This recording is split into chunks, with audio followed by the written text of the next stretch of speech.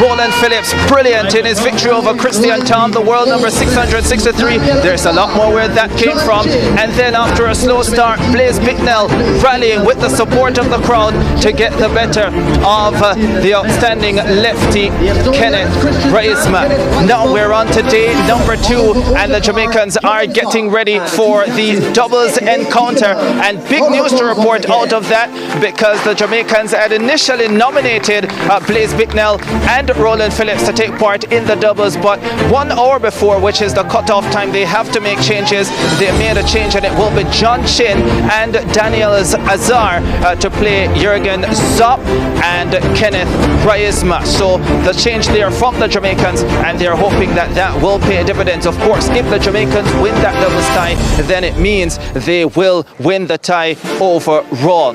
Well, the Estonians, we saw it last night, especially with Kenneth Reisma. He was doing very well in that match against Blaise Bicknell, but he suffered at the back end of that one. And for the entire week, they've been talking about how they've been handling the temperatures here in Kingston. Here is Jurgen Zopp.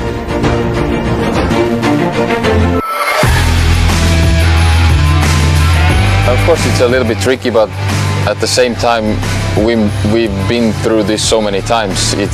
It's not uncommon for us to be somewhere in the warm in the middle of winter, so it's everybody has done it before, so that's why you come here 1 week before to get used to it. And I think of course everybody prefers to play home in their own conditions, but we knew what to expect, so it's not like unfamiliar territory for us to be here at this time of the year. Yes, it will be interesting to see how the Estonians handle day number 2. Jurgen Zopp did not play singles yesterday. He was initially down to do so. He has been ranked as high as 71 in the world. That was back in 2012.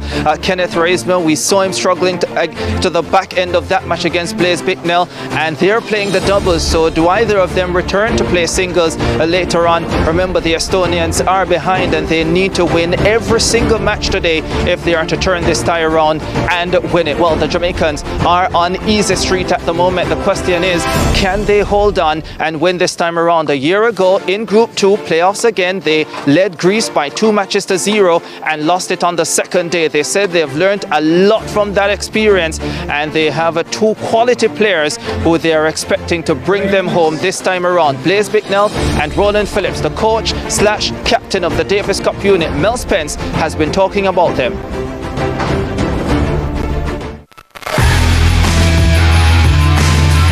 He's our tiger on and off the court. A big personality, big guy, you know, and he's a lot of the energy for the team. I've been working with him for over 10 years as his personal coach, so I know him very well, and he just brings an electricity to the team. Surprisingly, for the tiger that he is on the court, he is one of the most laid-back, easygoing guys that I know. Very easy to deal with. He's kind of our quiet leader. He does his stuff on the court in practice, and you know, his results speak for themselves. Yeah, hot, windy, those are the types of conditions you expect here at the Ericville Tennis Center at 1 o'clock in the afternoon. The players are out and getting ready for that opening doubles match. Well, for the doubles match, it's really only one. We're 2 minutes away from the start of that one. So let's take a break. When we come back, we'll have first serve.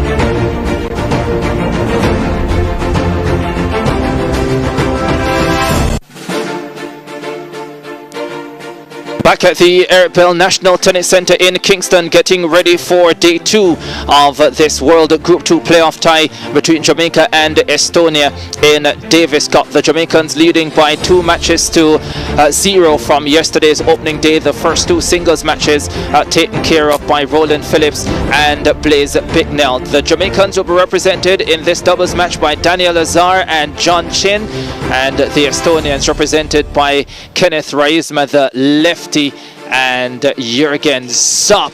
And the Jamaicans getting off to a good start with a comfortable volley by the 17-year-old Daniel Azar. This is a very young Jamaica team, as I'm joined by Arthur Philpotts, John Chin, the lefty, 19 years old. Daniel Azar, the righty, 17 years old. This is a good move, Ricardo. We learned from our situation in Greece, and we're going to rest our singles players for the conference. 15. This is also an excellent chance to build our young players, and if they win, so yeah, for sure. So great opportunity. Both Chin and Azar did get opportunities to play in the America's Group 3 events last summer. And John Chin has been improving. So too Daniel Azar. The strides they have made in recent seasons, fantastic. And they come together here this afternoon trying to complete this tie for the Jamaicans. Interesting move from the Estonians. Both players playing at the baseline to start this match.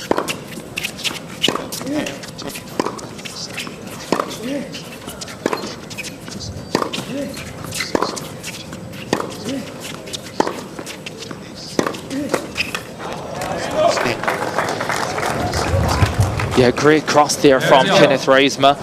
Interestingly, Raisma is a Wimbledon Junior champion. There he is. He played with Stefanos Tsitsipas. They won a Wimbledon Junior title, defeating Felix Auger-Aliassime and Denis Shapovalov, the Canadian. So that one would think of all those, he's the one who hasn't gone on to do really big things in the sport, because Aliassime, Shapovalov, Tsitsipas, all top 10 players in singles.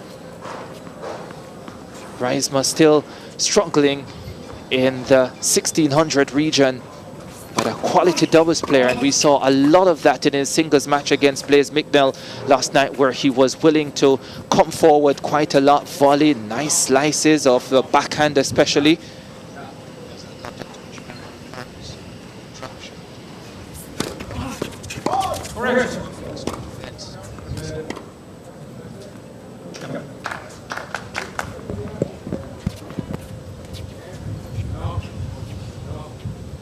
Game point here for Azar and Chin to go in front.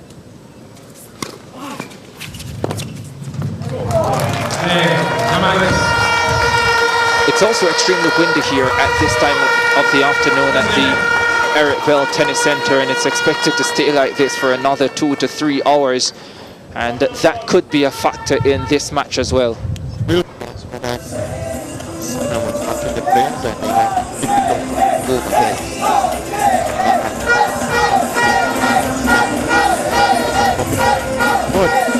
same for everyone.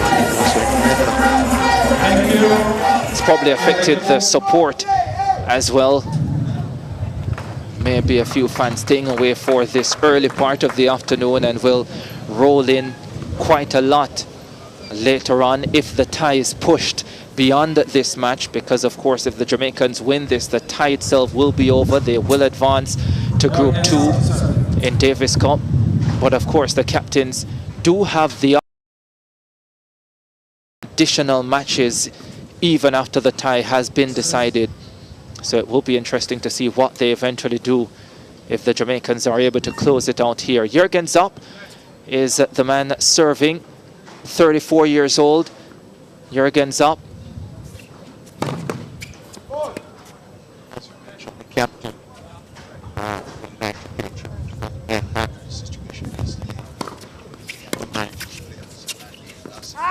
15.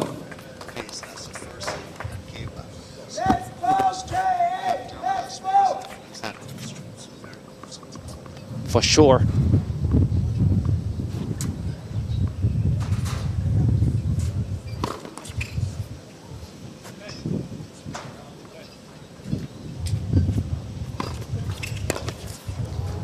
Zopp was initially down to play the singles yesterday against Blaise Bicknell, and a change was made late, but he's out here in doubles. Has been as high as 71 in the world in singles, Jürgen Zopp. That was all the way back in 2012 though. In 2018 he had his best Grand Slam performance when he got to the third round of the French Open. So he's a quality player, has been to the second round of the US Open as well, has played in 6 Grand Slam tournaments, the Estonian.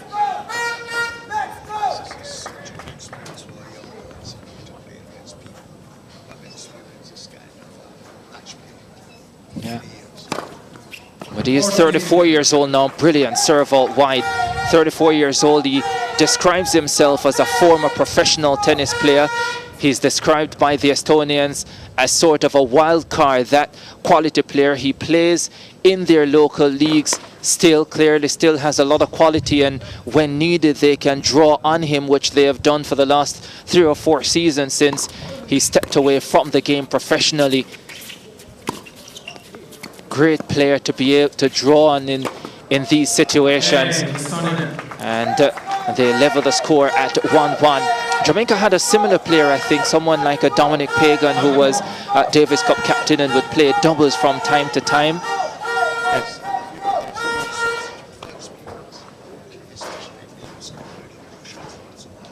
Yeah, we just had a shot of Major Warrington Dixon, amateur tennis player in Jamaica. They call him Major Bagel. I wonder if you know why that is, Arthur.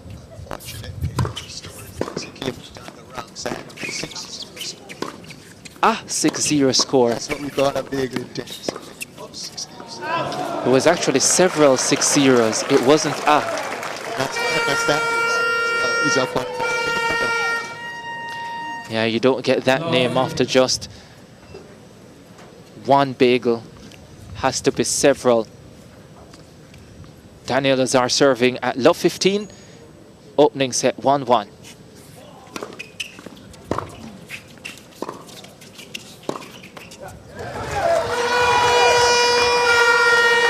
Could be such a massive confidence booster for these 2 Jamaican youngsters, both teenagers. If they are at least able to push this match deep, of course they will have tremendous belief in themselves that they can actually win this. Exactly, Ricardo. And it's going to take some of the sting out of any of these players who choose to represent Estonia in the singles later this afternoon. Yeah, you want to keep them out there from a Jamaican standpoint as long as possible. We saw how Kenneth Reisma withered away towards the back end of his match with Blaise Bicknell last night in much better conditions for tennis. Oh, that's a beautiful forehand cross court. John Chain thought he had produced a good enough volley. He definitely is showing off all his quality. The former Wimbledon junior champion. 24 years old now, so that a few years back. His Wimbledon junior title alongside the Greek Stefanos Tsitsipas.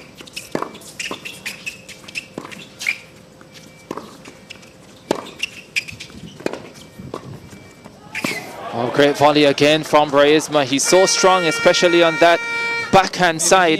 We saw that in singles yesterday. And once again in the doubles today.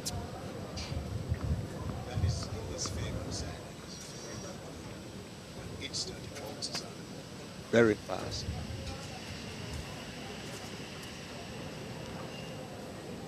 Two breakpoint opportunities for the Estonians.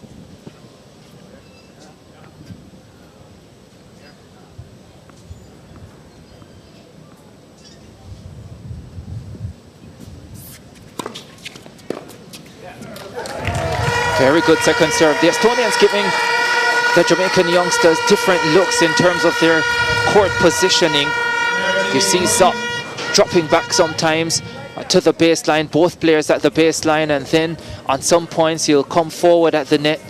Both of them back now for Azar's first serve. But chances are if he gets an opportunity at a second serve, he'll make his way to the net.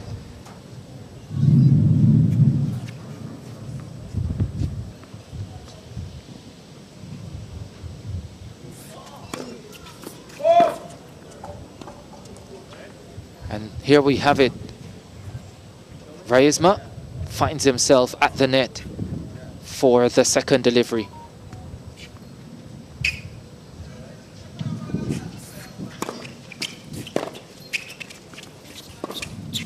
And that's a great cross. Anticipated the backhand cross court and was there at the ready to make the easy volley. And the Estonians break through first in this doubles encounter. They have the early break for 2-1.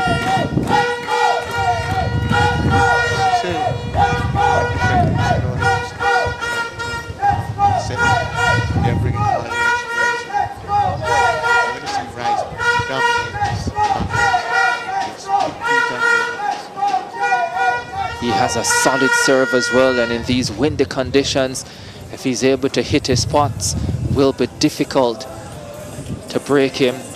But we also saw on day one the Estonians, both Christian Tam and Kenneth Reisma, at times struggle with their serves.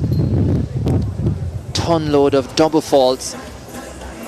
They will be hoping to avoid that today, starting with this doubles rubber.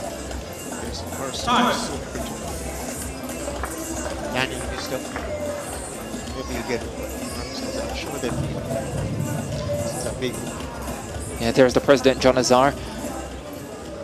I'm sure watching at this point, not just as the president of Tennis Jamaica, but as a father. Very proud father. Who knows, maybe even more as a father right now. Absolutely. And who can blame him? Reisma will get his first chance to serve. And the Jamaicans employing a similar strategy, both playing back. And that is why, had he been playing at the net, John Chin, he probably wouldn't have had a chance to retrieve that first volley. Both teams trying to sit back and analyze your opponents and see what's the best formation to attack or counter-attack.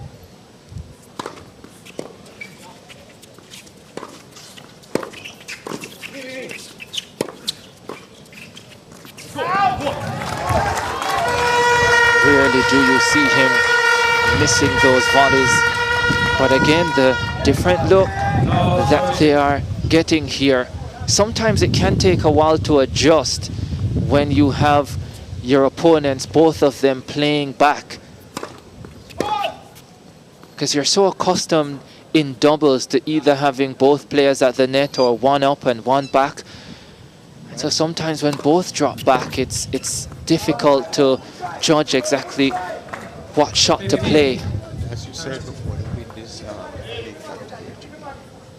It's not easy to play in these conditions, but everybody has to face it. So everybody has to figure it out. Facts. Nice for getting in a lot of first serves. Which is not easy in these conditions. It's not easy to serve at the Eric Bell Center at this time of day when it's this windy. That's a beautiful backhand. So good on the side. Book says attack the backhand. Usually it's weak up, but that's his good side. Last night, Blaze was staying away from it.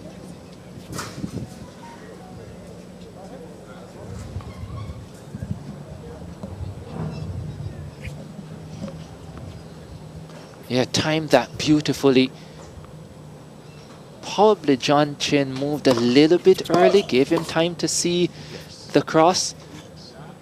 But no, that's a fabulous shot.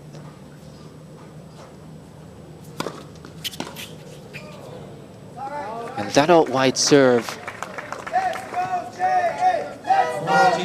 Also, it's coming from a left, so it's giving more balls to defend. Most people are accustomed to right hand.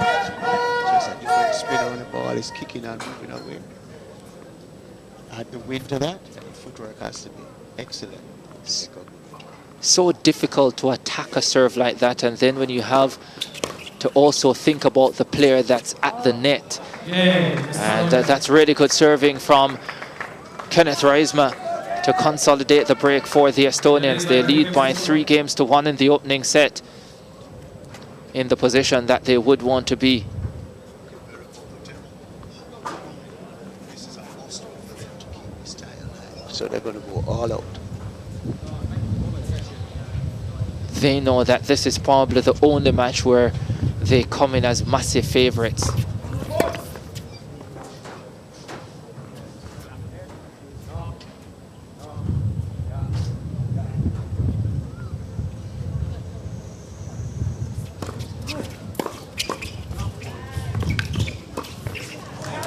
Great combination from Azar at the net, staying real strong and solid with a couple of volleys. Fighting, they're trying.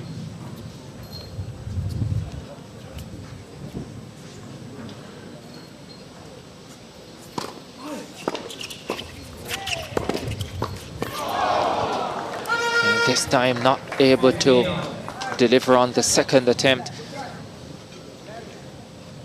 It's great to see for the future of Jamaica's tennis. So you have Roland Phillips, who is 29 years old, and when you think about the likes of Federer and Nadal and Novak Djokovic, you would think if he wants, he has another 6 or 7 years in the sport.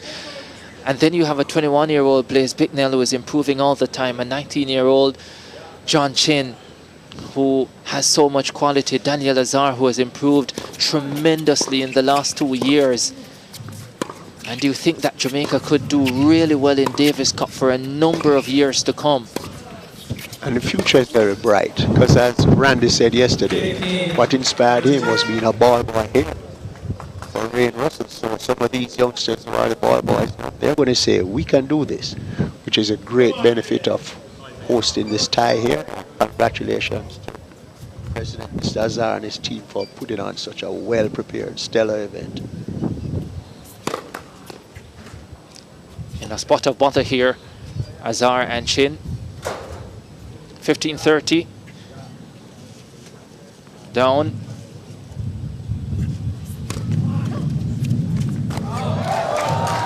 Not sure what happened there. It's almost as if Zop just lost the ball completely. That wind is picking up, you know. You played here many times, you know how it is.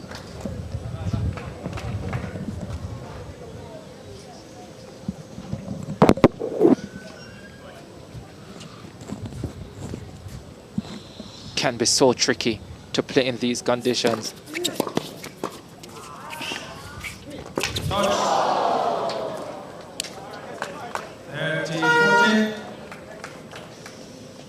Another opportunity to break and blow this one wide open.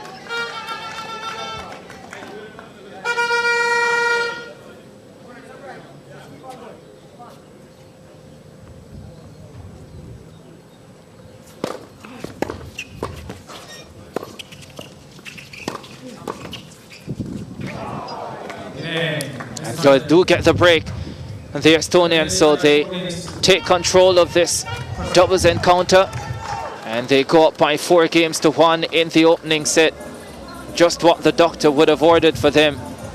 They know it will be a long afternoon if they are to battle back and defeat the Jamaicans in this tie. But you have to start somewhere. It's a good place to start. They lead by 4-1 in the first.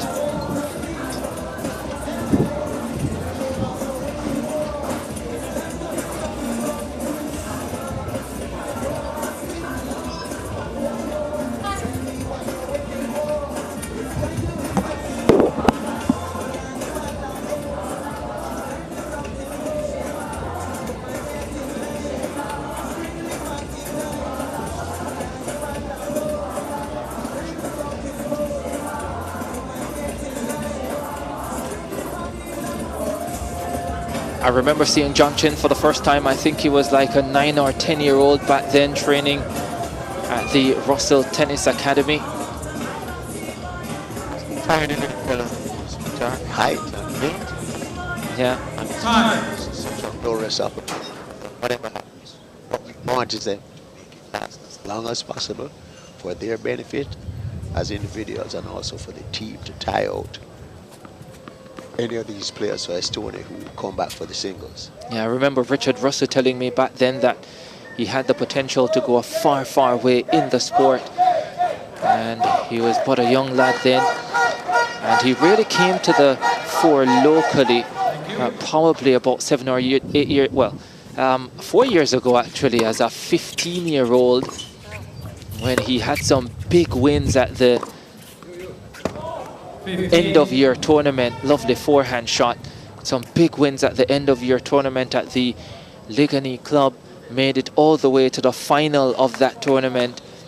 Played some marvelous tennis, and I think it became very clear that the future of Jamaica's tennis was here. He's put in a lot of hard work and a lot of dedication also from his family. His family is very supportive, and it's an expensive process and time consuming.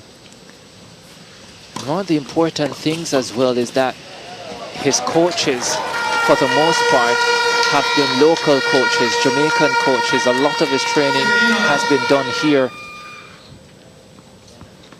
Yes, Ryan Russell has worked largely with him and traveled with him extensively. 4-1, 15 all.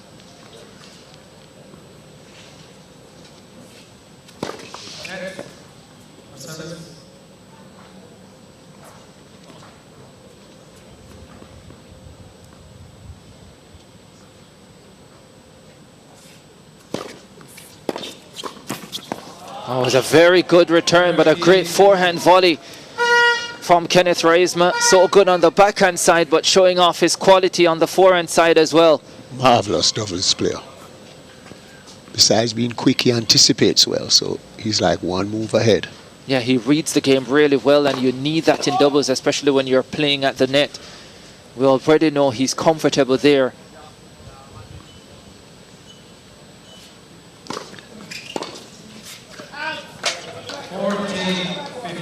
And a chance to go 5-1 in front, the Estonians. And this is probably where the crowd will try to get into it and try and push the Jamaicans. You see the nerves having its impact. They're pressing a bit much, and therefore the points are short. We want the points to go long. Lovely serve, that really lovely serve out wide from Jurgens up, and Estonia leading 5-1 in this first set. Jamaica coming into today's second day leading 2-0 in the tie, so the Estonians trying to pull one back. The Jamaicans know they have Roland Phillips and Blaise Bicknell to come in singles later on, and the decision to play these youngsters here in doubles likely to ensure that Phillips and Bicknell get the rest required to deal with business in the singles, because I think the thinking would have been that even if they play well against Reisma and Zop, there is that possibility that they could lose the doubles, and they would expend energy doing that. But this way they ensure they are fresh for singles, and they're backing themselves to take care of business in the singles matches, no matter what happens here in doubles. You're quite correct, Ricardo. I think it's an excellent move by the captain.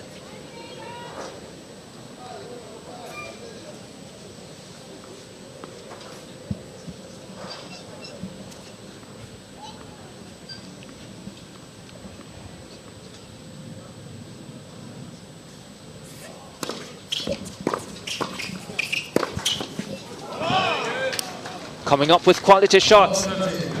Two quality doubles players, that's what you would expect.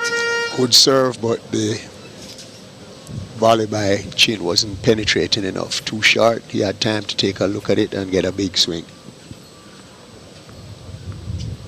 They're not getting many free points off serve, Azara and Chin. Oh, Chin left it. Miscommunication there, but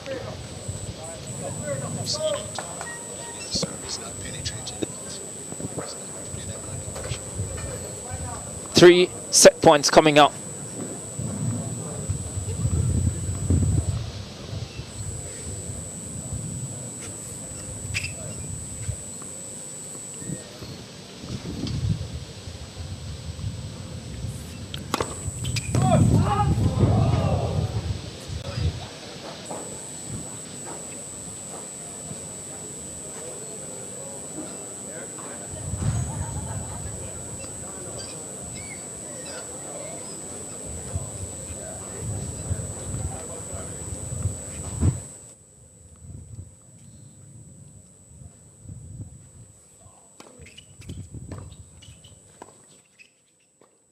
Another good second serve, but the return was even better. And the Estonians silences the support here at the Eric Bell Centre, at least for now. And they have the opening set in this doubles rubber, 6-1. Yes, this is not what we had hoped for. We wanted the set to go longer, let the nerves for the young Jamaicans subside a bit. And it's interesting, both teams are using hand signals to set the play, not just the serving team, but also the receiving team. When Jamaica misses the first serve, the Estonians set up, and they decide to do with that second serve. They're trying to attack relentlessly. It has been successful so far, and that's why they have dominated that opening set, taking it by 6-1.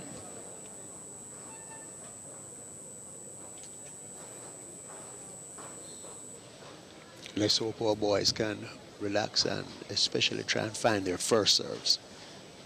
Yeah, Azara and Chin, 64% first serves in, and just 50% for Raisma and Zop, but they're getting a lot more love. And 2 aces to the Estonian team, 1 to the Jamaican team. No double faults yet. 12 winners for the Estonians, just 3 for the Jamaicans. The unforced errors, though, 10 for the Jamaicans, 6 for the Estonians.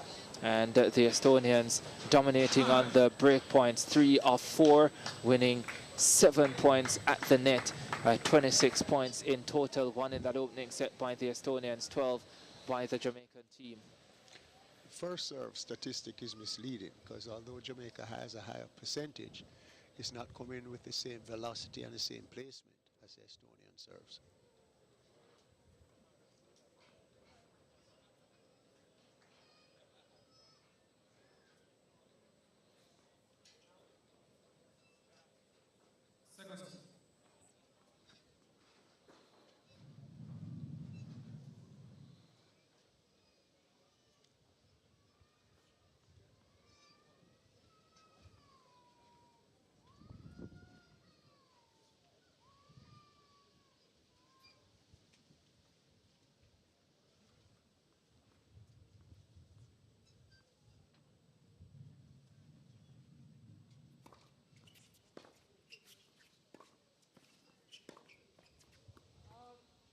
Forehand flying long to start the second set from Azar. Crowd just trying to get behind them. But this is such a quality Estonian pair. Another really good serve from Kenneth Reisma.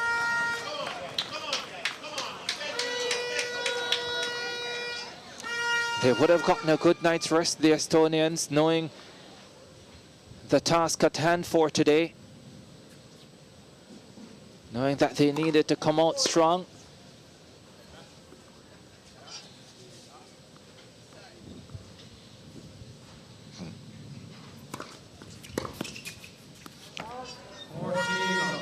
Reisma has been very clever with his deliveries, even on the second serve. He's putting some topspin in it and putting it right in the corner to Azar's backhand. He can't generate sufficient pace or direction to make it a problem for the Estonians.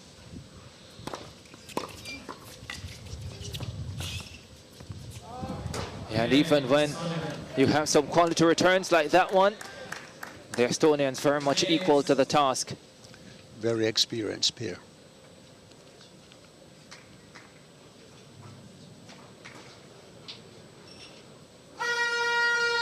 Now it's about trying to take care of your serve. Exactly. 1 point at a time, get that serve in. Yeah, blown away in the first set. Not much to lose from here on if you are the Jamaican youngsters, so you can relax and play with a little bit more freedom.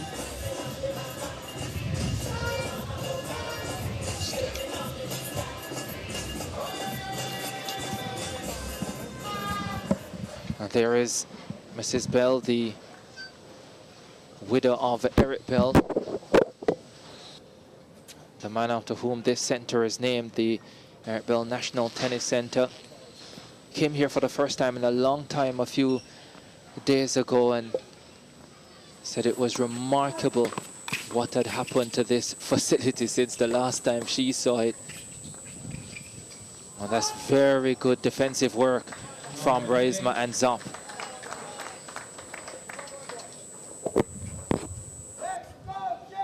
For most of it, the Jamaicans were in control and just couldn't finish the point off.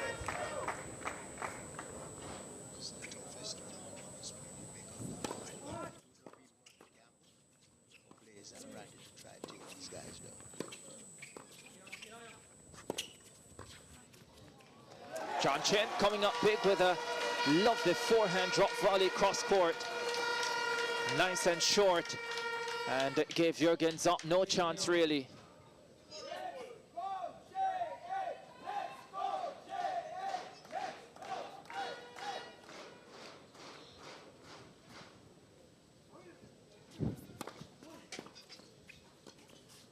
Yeah, lovely serve. That is what set up the easy volley for Daniel Lazar, and that's what they need more of, more quality serves. Fair for one, fair for all. Estonia has to contend with our left-hander.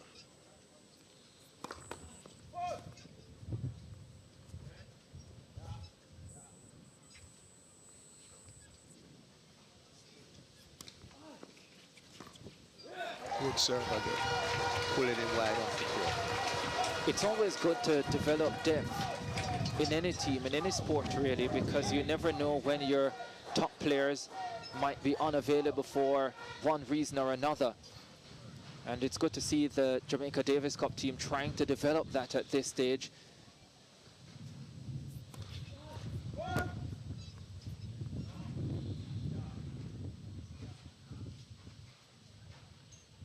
Two opportunities to level in the second. Went right at Daniel Lazar with that hard backhand. It's the easy younger one, and they're going at him. Almost looked as if he didn't expect it. Another game point coming up though.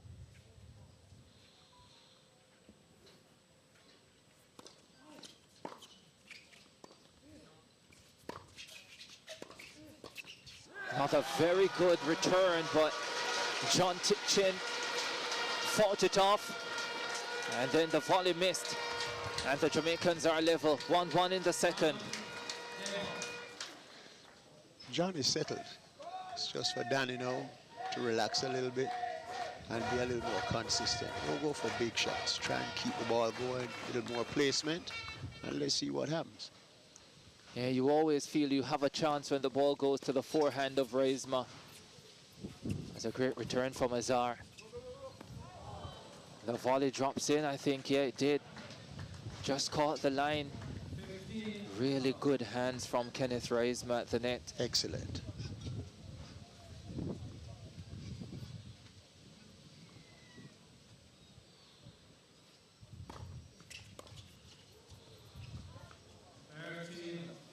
And his partner Zap compliments him well. He's content to just play solid tennis.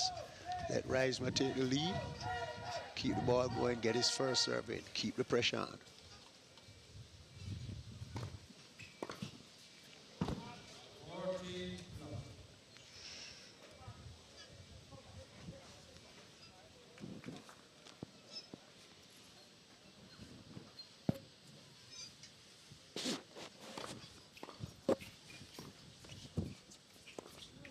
Oh, beautiful. John is in his zone. Has all the shots, this young man. That's just one of them.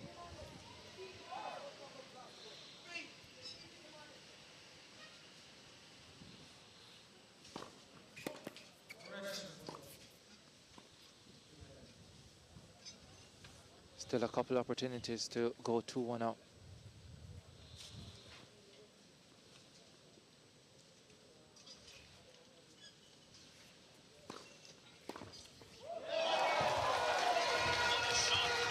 Big shot by Danny down the line.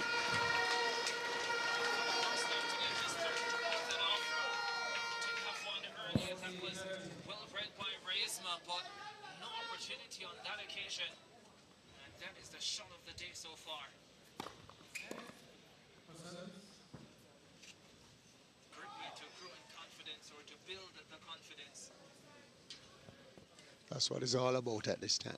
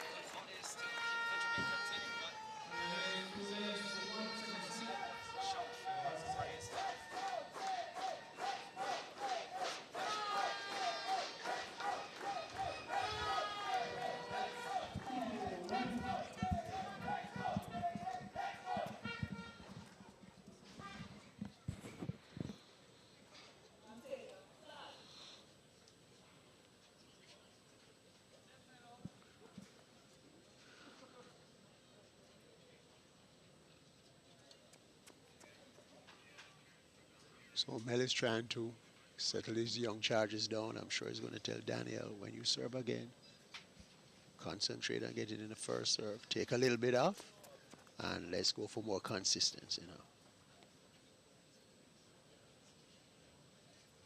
Feeling the heat, no doubt.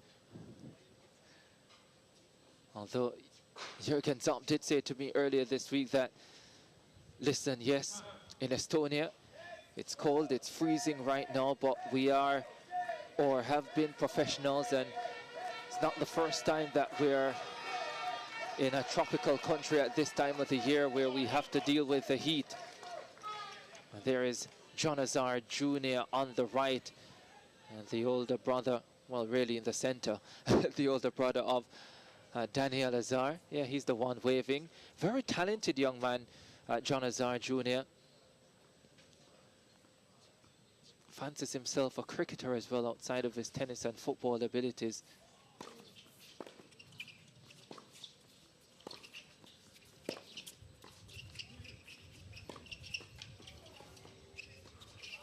Yeah, great combination, really good series of shots coming from Daniel Azar, showing a little bit more confidence, utilizing that strong forehand, getting the ball to dip, stay low over the net, and making the volleys difficult.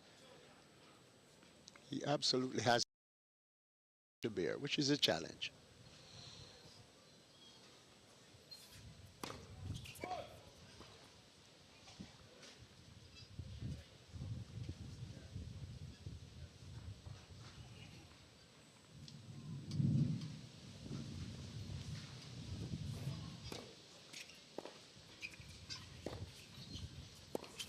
Oh, beautiful.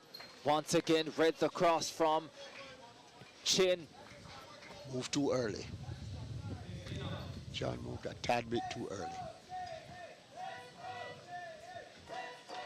Left the court open. You also want to ensure that when you do go for that cross, it's off a really strong shot. That even if your opponent reads the play, it's still difficult to make that change to go to the open court. But he had time on that occasion. It's a great serve. First serve, get it in, we have a chance. Picked his spot up the tee.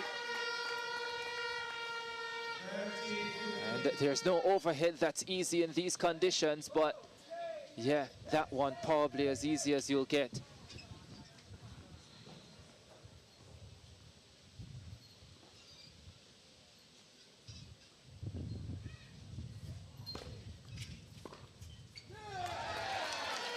Another quality serve from the Jamaican 17-year-old. Danny doing the right thing now. Play within yourself and give John a chance at the net to finish your points. Whether it's your serve or your ground stroke, get it deep to the opponent so they don't have time. Whatever nerves he would have had in that first set, seem to have dissipated now.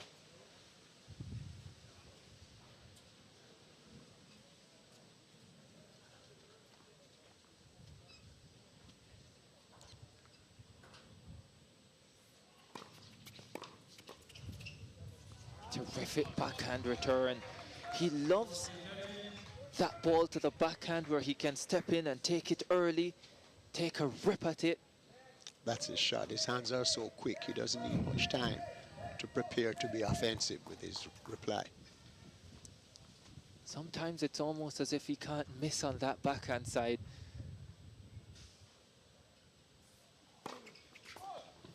Again, if you remember last night, Blaze stayed away from his backhand.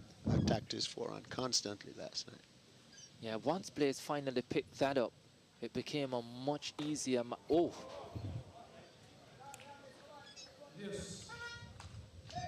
completely went away from him.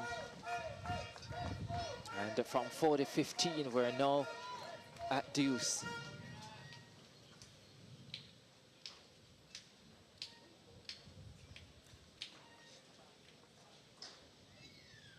Would be a massive confidence booster if he can hold here.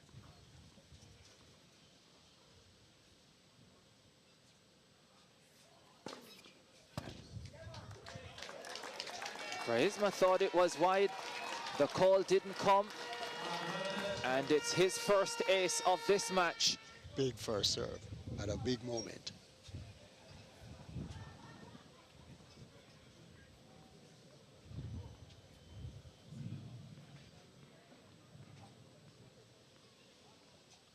But probably need another look to see exactly how close it was. But there is an umpire right on that line.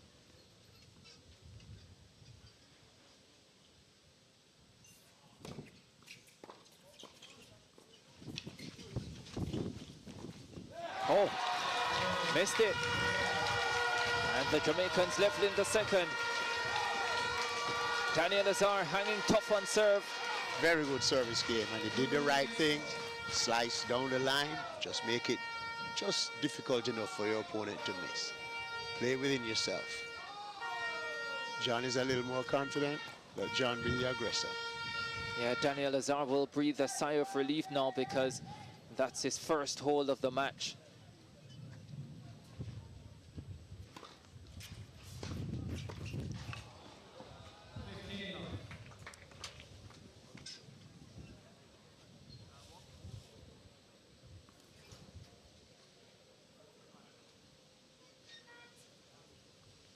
Crowd building, lots of umbrellas out.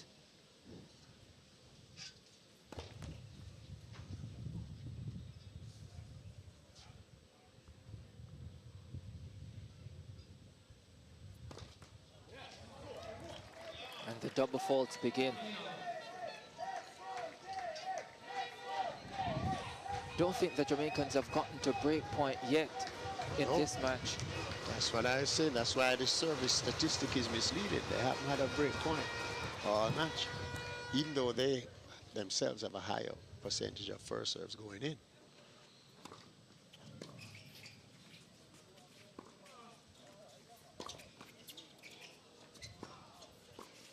Stayed in. Charisma once again can't believe that a call didn't come. Thought it had gone long.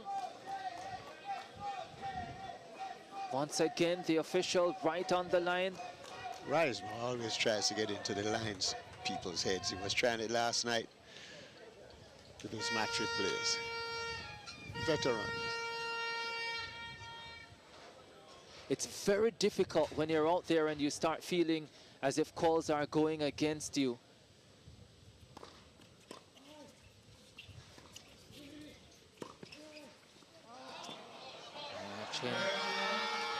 Just sending that one long. We did see one call last night that was horrendous.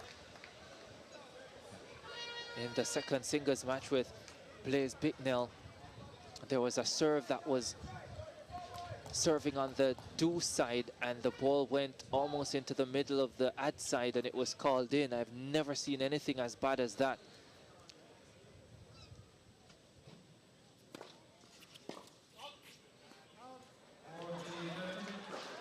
Zap is moving around a lot as Daniel is about to reply and taking Dan's eye off the ball, making it difficult for him. So Dan has not only the return in his mind, but how to keep it away from Zap. Zap being very effective at the minute.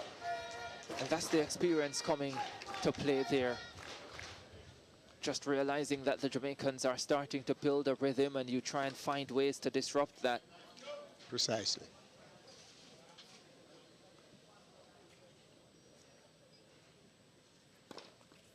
Another double fault. Ooh, it was called. Looked out from my vantage point, but who am I? Yeah, he was called out. What?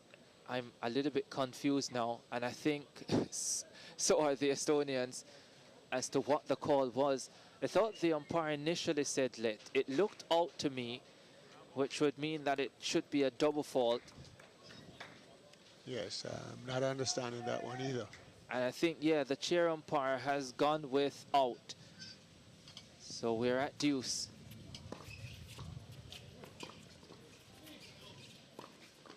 Couple of really good shots from Daniel Azar. Gave John Chint the opportunity to set up his big forehand. And Zop couldn't handle it, and the Jamaicans have their first break point opportunity of this match.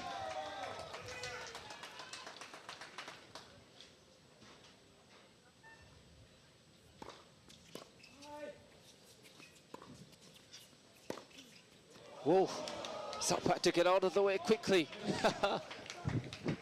He almost zapped Zop.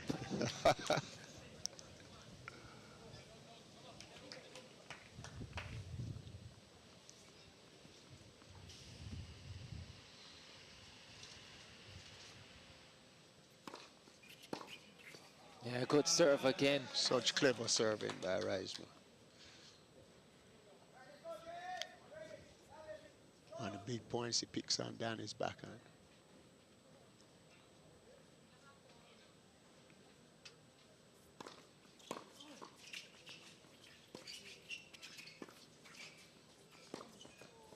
Yeah, went for the down the line forehand, but it just sails long.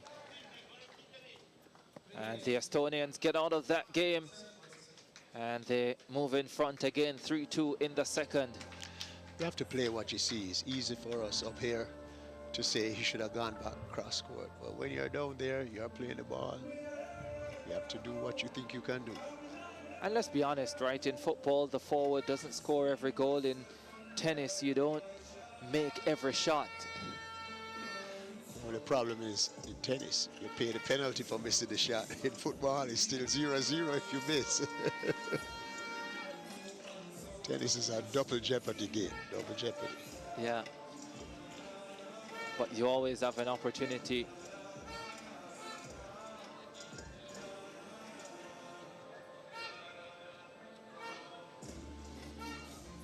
To come back either the next point or the next game. In tennis, as Rafael Nadal would say, you always have to keep fighting. Estonians looking very relaxed. They know they're in command.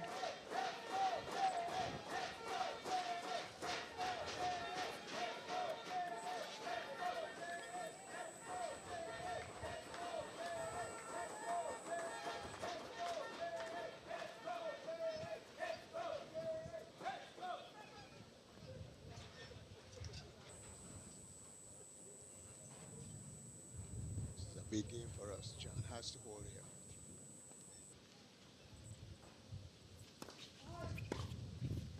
Good first Andy serve. starts well. Good first serve. Let's see if he'll go wide to the backhand and try and pull his opponent out the court.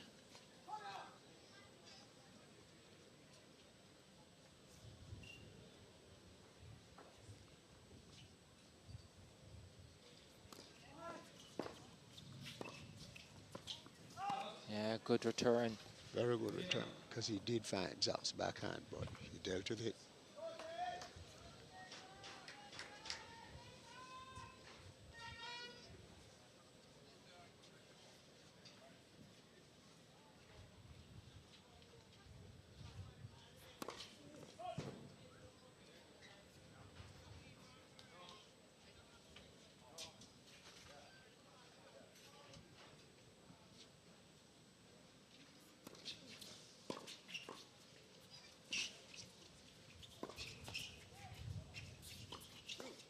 Yeah, it was a good first volley from Azar, but Reisma did well to get the point back to neutral.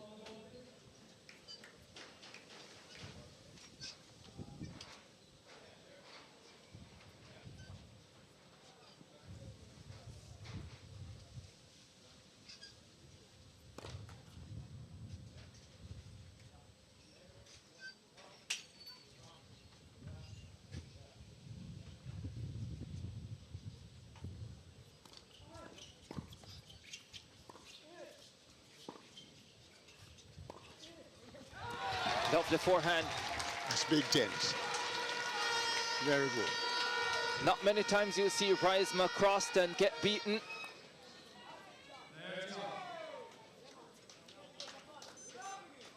Was expecting this one to go cross court, and John Chin just held it with enough time to roll it down the line for the winner.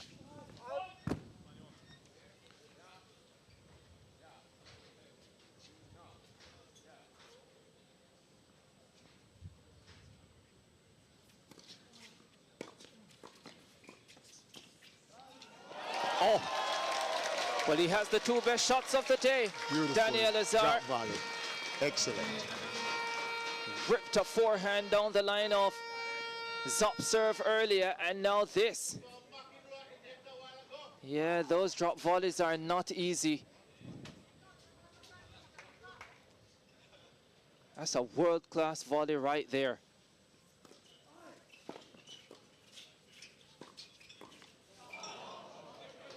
Misses this time on the backhand.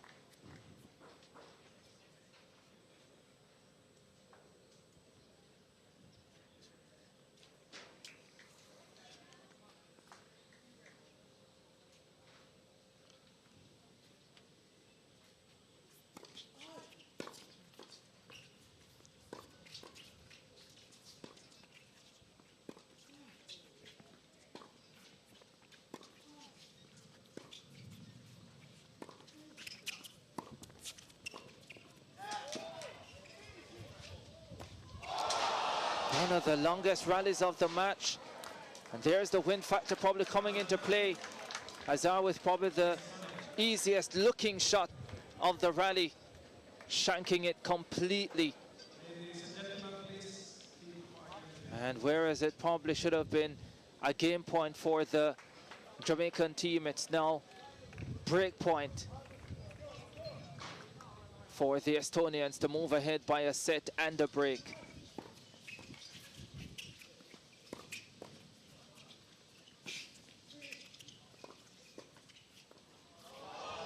And they get it. They get the break to move in front 4-2. And they move closer to pulling a match back in this tie.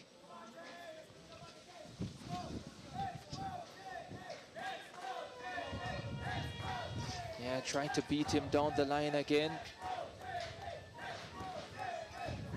And Reisma was equal to it. John is playing very well. You know, he feels comfortable. Daniel has excellent technique. It's just the nerves freeze him a little bit, so some of those volleys he's not ready in time for. Zop to serve. 4-2 in front. Oh, that's a great start. Fabulous serve. We've spoken about Reisma quite a lot. And as a junior, he was quite a top quality player. Did well in both singles and doubles, got to the Australian Open quarterfinal in 2016 as a junior, and that's in doubles. And that 2016 year he went on with Tsitsipas to win Wimbledon as well. And also in singles he had a pretty good time, got to the Australian Open quarterfinals in singles and the US Open quarterfinals in singles. Got to as high as 676 in the world in singles, but seems to have fallen off in the last few years. His ranking plummeting really, and trying to rediscover his best form. But you see when you watch the lefty that there is a lot of quality there. There's a lot of quality in that forehand as well from Daniel Azar. 30-15. Ripping it cross court.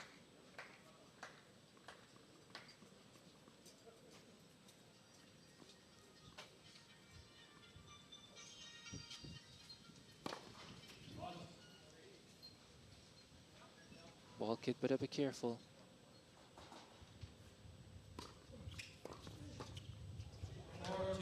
Yeah, made it pretty comfortable for Reisma. Zap is playing good, solid, and spectacular tennis. He's doing what he has to do. Consistency, that's what's taking down our boys. They play well in patches, but just not consistent enough. But that will come as they mature.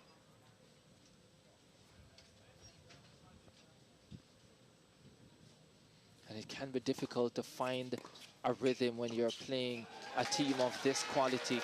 But there's another really good forehand from Azar this time, deep into the forehand corner. And Estonia is forcing our pair to have to play from behind and press a little bit too much in an attempt to catch up.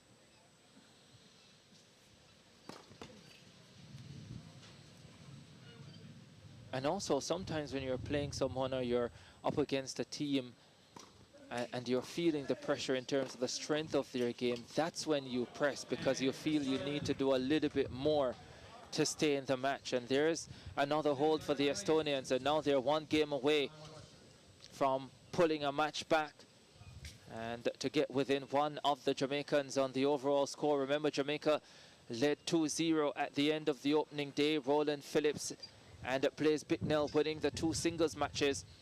And the captain, Mel Spence, deciding to rest Phillips and Bicknell for this doubles encounter, instead playing the two youngsters, 17-year-old Daniel Azar and 19-year-old John Chin. The youngsters up against it, but more importantly for Jamaica is that Phillips and Bicknell will be fresh for the reverse singles. And you would think that at least one of these Estonians will have to play singles later on. It may be Zap, it may be Reisma, you really don't know at this stage. And the man they have rested today, Christian Tam, their highest ranked player, you would think. I mean, he had a terrible day yesterday against Roland Phillips, but you would think that he would play at least, well, he would play one of the singles matches later on, especially because he would be the fresher of, or the freshest of, the Estonia top players. It's a bit of a chess match now, but I share your opinion. I think we'll definitely see Tam in one of the reverse singles. Yeah, as to whether it will be Reisma or Zop, only time will tell. Reisma has already played a lot of tennis. Can he manage one more match, especially in these really difficult conditions? Azar serving, that's a lovely forehand from Reisma. Holding it beautifully on the racket. It was not a bad serve, it was a pretty good serve. That's a tough shot.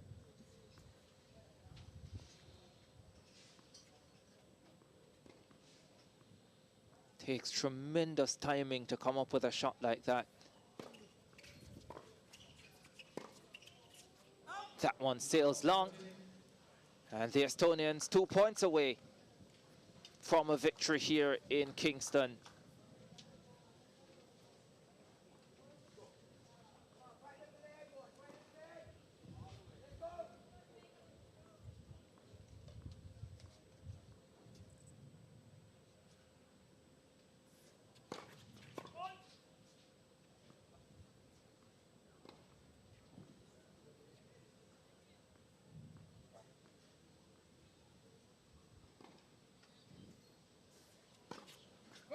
Double fault.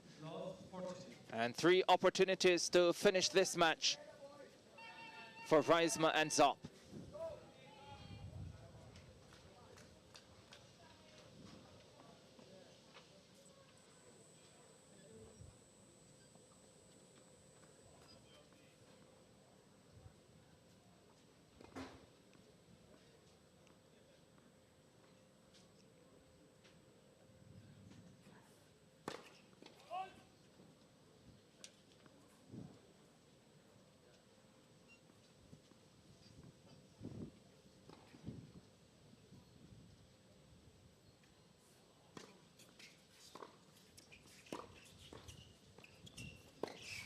And they only need one. Estonia pull one back. Reisma and Zop, too good for Azar and Chin. 6-1, 6-2. Learning experience for the Jamaican teenagers, but the experienced Estonian pair getting the job done. 2-0 down coming into today. It's now 2-1. That's about the size of things. I still think it was a good move, give our youngsters experience. And I still think it wasn't worth a gamble to try and take this team down in doubles. I really doubt if Jamaica would have been able to win that, even if we put in our Randy and Blaze. I think it's a good move. What's going to be interesting is, as you were querying, which Estonian is going to come now beside Tam and play the other singles. Yeah, for sure. So we'll see how that one pans out.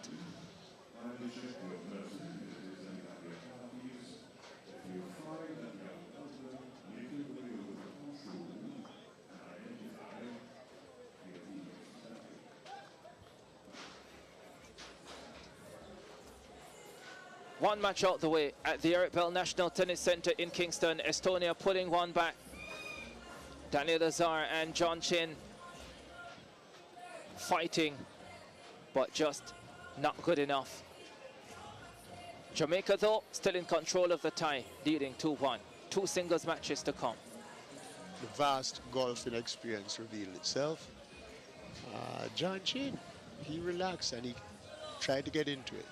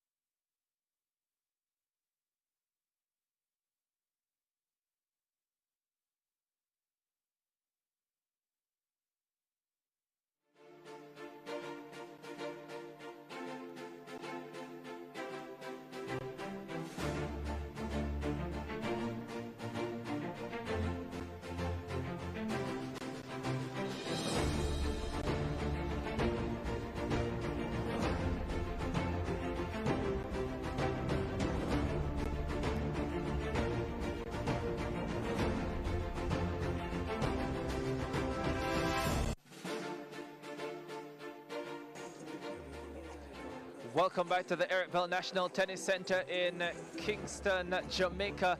And there are the match statistics from the doubles that you just witnessed. The Estonian team coming away with a comfortable 6-1, 6-2 victory. And I think most individuals who know the quality of Reisma and Zopp would have expected them to come through that match, and they did so quite comfortably. I do have with me though a couple members of the Estonia unit, Johannes and Oliver. Gentlemen, that was an important victory. How big was that for your team? Very big. We love it. Absolutely love it. Boys played very well. I think also the Jamaican team, the young kids, they played pretty well. I liked what I saw. The returns and serve were pretty high level, so yeah, it was an interesting match. The score didn't show the actual level, so I think we came through right now, but now it's gonna be a battle, so we'll see how's the singles gonna go. What was the team talk like last night after you went down 2-0? Because I'm sure, especially after Reisma was up a set against Blaze, you thought there was a really good opportunity to end the night 1-1. Yeah, so it was just obviously sad that we didn't come through the second match, but I mean, that's tennis, you know, and we have to come back a new day, and so now I think Jürgen is gonna come play singles, so we'll see how it's gonna go. So yeah, I mean, yesterday was a little bit down, but we're gonna be better today, so it's gonna be fight, so prepare for it. And Oliver, like, how big is it to have someone like Jürgen, 34 years old, so much experience? How good is it to have someone like Jürgen, 34 years old, so much experience, so much quality, and he's the one who steps up now to keep you in the tie? Yeah, I think it's awesome because he has the most experience, and I hope he's gonna play well. Yeah. I mean, Jürgen has made it to the fourth round in Roland Garros, beating Jack Sock, and so this guy knows how to play tennis. So yeah, we rely on him. So it's gonna be battle. You know, he keeps telling me that he's a former professional tennis player. Yeah. But he jokes still around has about it a lot. Yeah, he still has some quality, doesn't he? Yeah, sure. Yeah, and you can see it right now as well. And psychologically, he's a pretty strong guy as well. And I guess it helps when your mom is a psychologist as well. Say it again? I'm saying psychologically, he's a pretty strong guy. Yeah. I mean, this guy has the most experience from all of us compared to also Jamaican team. So yeah, it's good that we have that kind of guy. All right, well, thank you very much, gentlemen. All the best. Come support us. We still have some seats are still empty, so come get it. Enjoy. All right. Well, they're having a great time here at the Eric Bell Tennis Center in Kingston, and the fans continuing to roll in as well as we get ready for more action. So we have with us John Azar, the president of Tennis Jamaica, but also the man in charge of King Alarm. I told you he wears so many hats. John, it looks as if you're taking a beating from the heat. I am. You're getting a good tan, aren't you? It's hot out there, but it's nice, and the vibe is excellent, so I'm managing. Yeah, talk to me about, you know, King Alarm. It's always good. So, as president of Tennis Jamaica, you've also put your brand, King Alarm, behind this product and supported tennis in a massive way. Just talk to me about that. Well, I think it's important, and if I'm calling corporate sponsors, asking them to come out and believe in what we're doing, clearly I need to lead by example in that regard. So I've always felt that corporate Jamaica will line up behind brands that are strong. So I want to show my belief in the Tennis Jamaica brand, in the tennis product. I think that makes it far easier when I'm calling around soliciting sponsorship from others. Yeah, and of course, in terms of the services you offer, we see your personnel right around the venue carrying out several different things, I mean, throughout tennis, and not just here at Davis Cup, but right throughout the entire amateur season as well. Well, yeah, thankfully we've morphed into a complete security provider. There's pretty much no solution in security that we don't offer, whether it be guarding, alarms, close protection, investigations, polygraph tests, whatever it is. So what we like to say is if somebody wants anything security related, King Alarm is the obvious choice. Yeah, sounds absolutely marvelous. And what does the future look like with King Alarm and tennis? We'll continue to support without a doubt. I mean, as you see here, I mean, this is a fantastic product to get behind. We have many other corporate sponsors, but I'll continue to lead from the front in that regard. Yeah, and I can't let you leave without bringing this up. It's 2-1. The youngsters went out there. It was always going to be tough against two world-class doubles players, but now it's showtime with Roland Phillips and Blaise Bicknell to come in singles. Well, I think the captain made a decision, you know. These guys played very well. As you say, it was always going to be a challenge. I think they gave a very good account of themselves, to be honest. You're probably looking here at what the future of our team will look like, hope for years ahead. But without a doubt, these guys, Blaise and Randy, that got a few extra hours, kicked their feet up, stayed out in the sun, they're ready to go, and God's willing, clinch it, bring it home for Jamaica. All right, we look forward to it. Thanks very much, I'm going to put on some sunblock.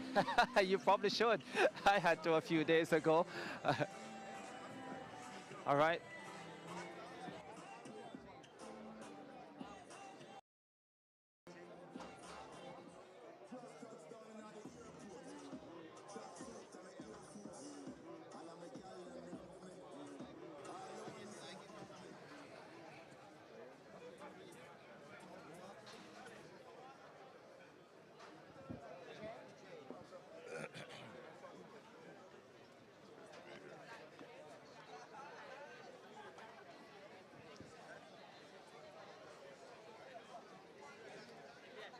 All right, so we're now joined by Christopher Barrett, and he's CEO of Switch Financial Services.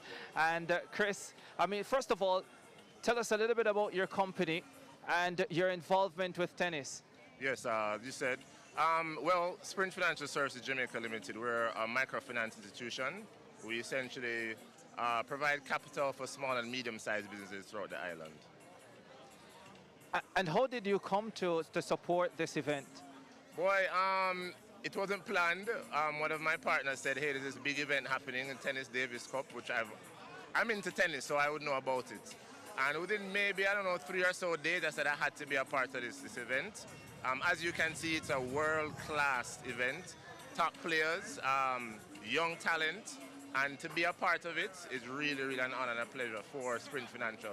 And personally myself, because I love tennis. Been playing since I was a kid. You know, Chris, I thought you would just be honest with everyone that's watching right now and tell them that I've beaten you about 100 times in the sport. Right. Yes, right? I didn't hear you clearly. What was the last thing you said? No, I was saying I thought you would just be honest with our viewers and tell them that I've beaten you 100 times in tennis. Oh, that you? I don't know about that. We'll have to check the stats on that one. Well, it's great.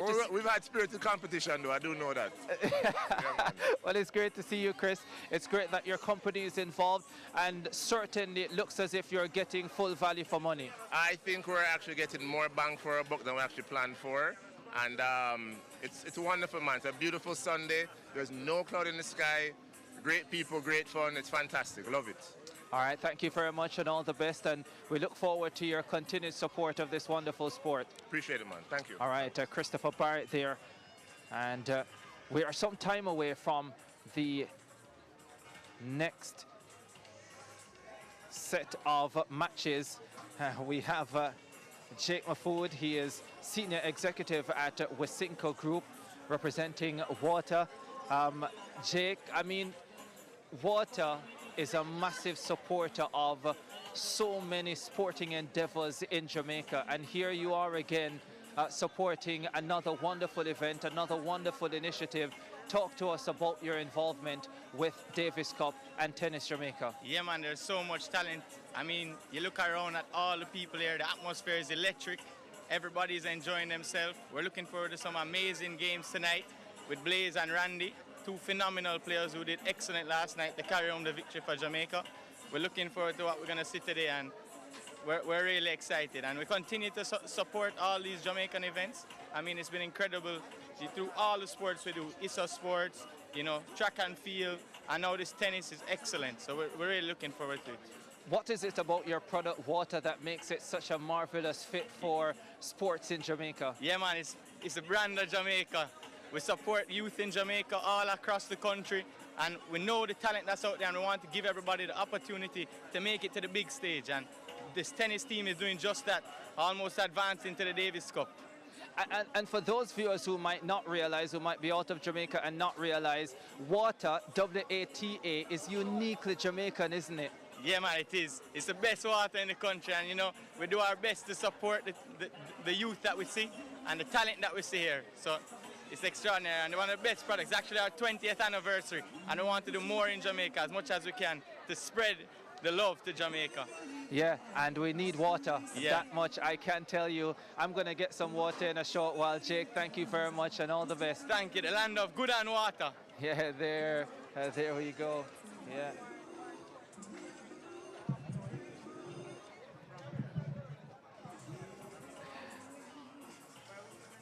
Yeah, we're now joined by Howard Ward, Ward Sports Group and Rentals.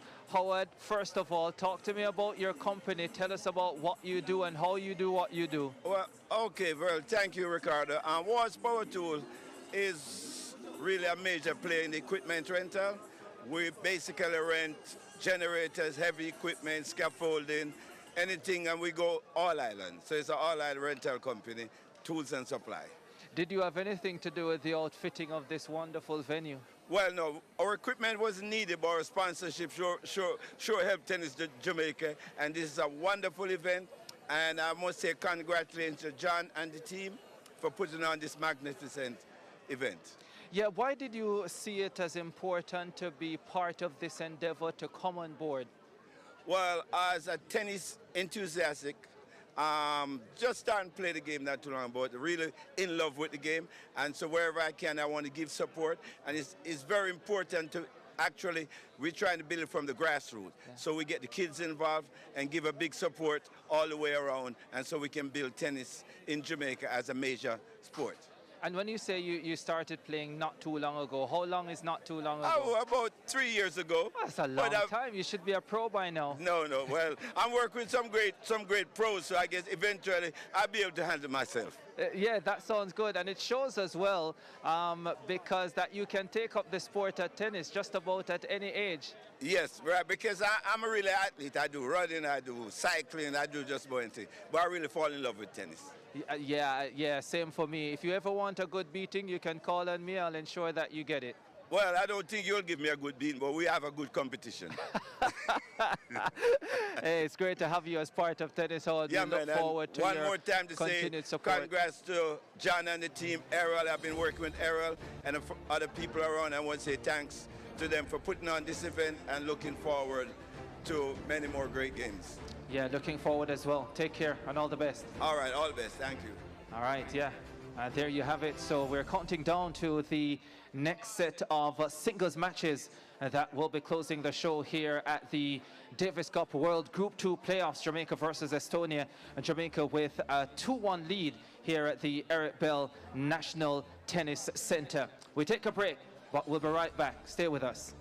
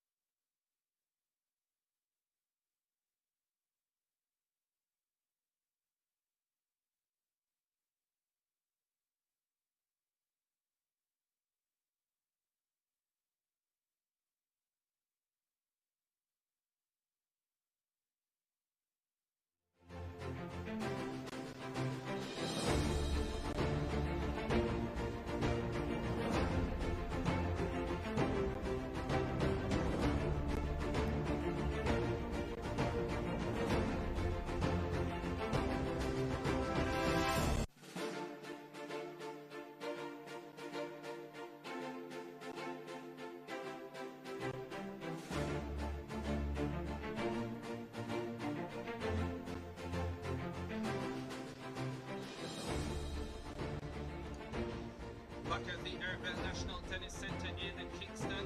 Jamaica versus Estonia. Jamaica leading 2-0. This is Group 2 World Davis Cup action, playoff action. And the Jamaicans with a 2-1 advantage. The two singles matches to now decide this tie.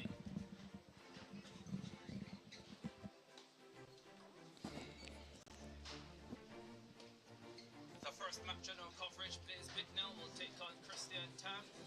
Bicknell won his singles on Friday and Tam lost to Roland Phillips.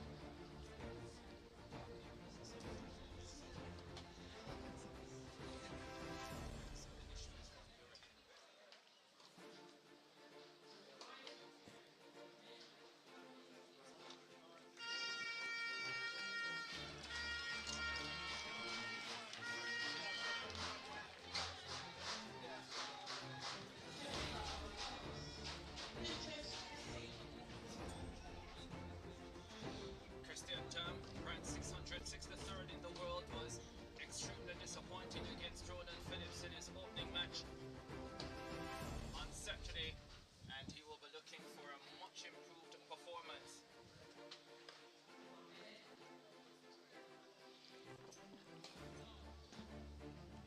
Can he deliver that much improved performance against Blaise Bicknell, who had a slow start? 24-year-old, born in Tartu, Estonia, 6 feet 1 inches, 171 pounds, 663 in the world. 30 seconds.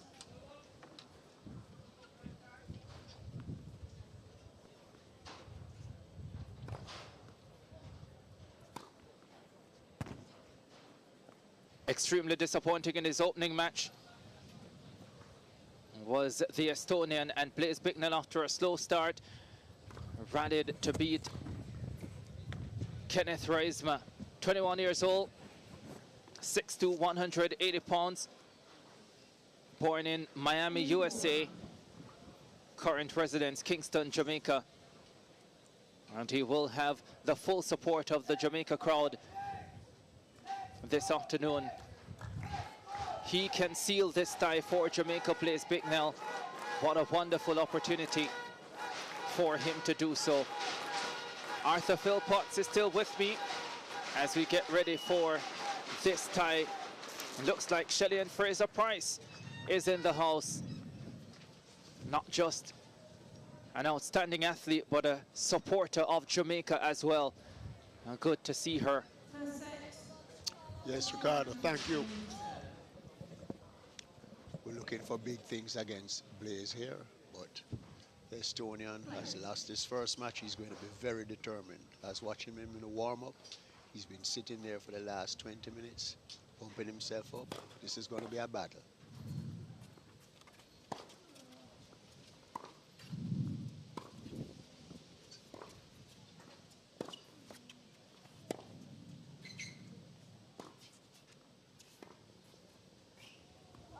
That is what he didn't do a very good job of yesterday.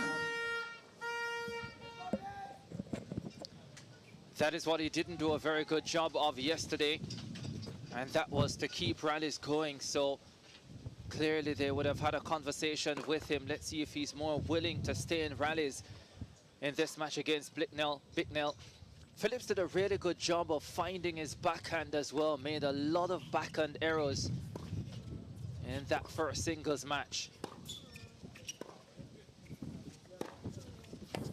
But he's come out striking the ball really well so far. Very good start for the Estonian. For me, the good look is that Blaise started slow. He's going to get into it as the game goes along. And if he could beat the guy who is much more consistent yesterday, it's a good chance that he can win this match for us. We expect more errors from this Estonian than the one who we defeated yesterday handily. He's a quality player, Christian Tam, so I don't suspect he's going to be as bad as he was yesterday. I expect a significant improvement on his performance from Saturday's match, because he's much better than that.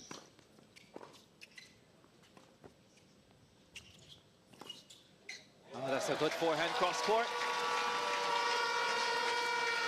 Gets his first point of this contest, Blaise Bicknell.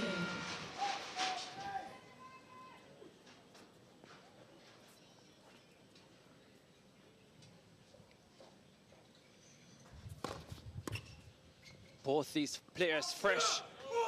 Neither of them participated in the doubles. And Christian Tom, like he did against Roland Phillips, starts well, holding serve.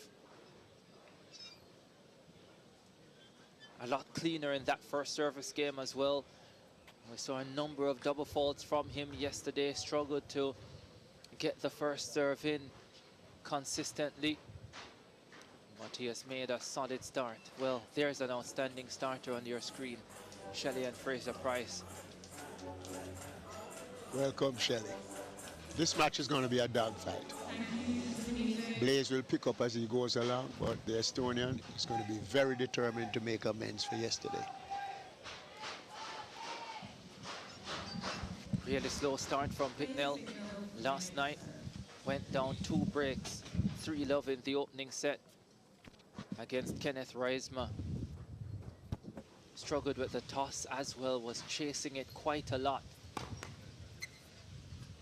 And in these windy conditions will be even tougher for him. Yes, because Blaise has an exceptionally high toss, and the wind will impact on that more.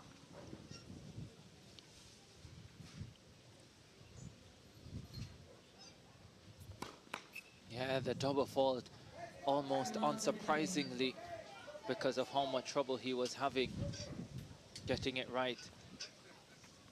Doesn't want to start as slowly as he did against Reisma. Oh, that is some kick.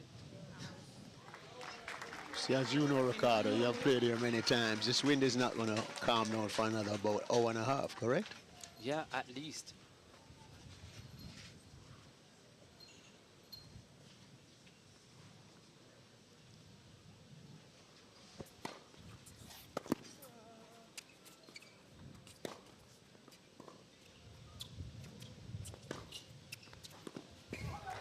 Really smart serving from Bicknell. Deciding against that flat first serve. He's gone for the kicker on a couple of occasions. The court does have high bounce, so it's a good serve to hit. And then from there, he can dictate the rest of the rally.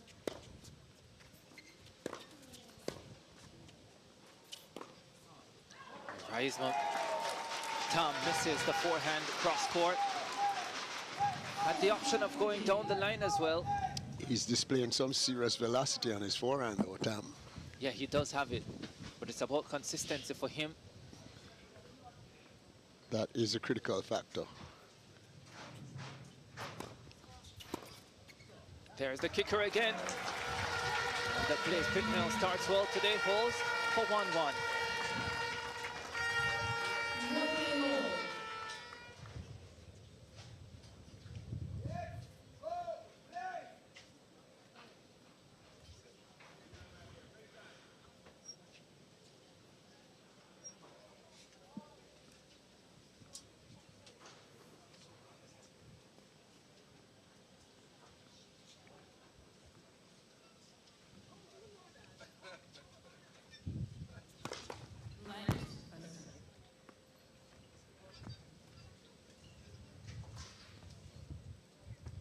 Was barely in that match against Randy Phillips yesterday. Christian Tom lost 6-1, 6-1. And like he has done today, he won the first game then. But then started having issues on serve and just couldn't get a rhythm. Randy did a really good job of consistently finding his backhand, which produced a number of errors.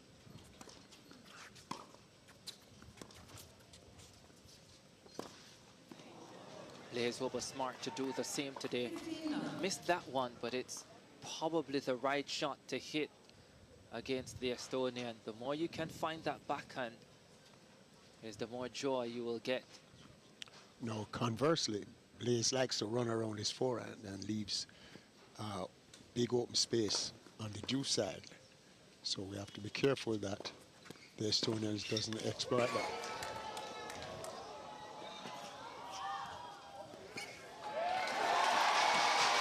Smart drop shot from Christian Tom, but Blaise Bicknell showing real wheels to get up there and get a deep enough shot.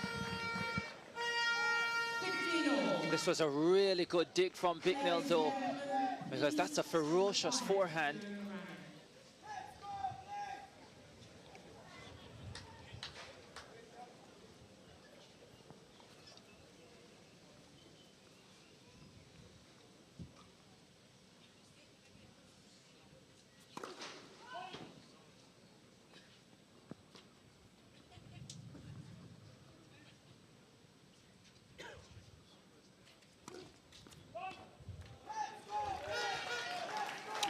First serve percentage will be a big factor as normal. The first double fault. And those are the little things you want to clean up. Beautiful forehand. He's pumped. He has to be. Exactly. This is it. It's a big occasion. He knows it's a do or die for the Estonians. He knows he didn't produce what he should have yesterday.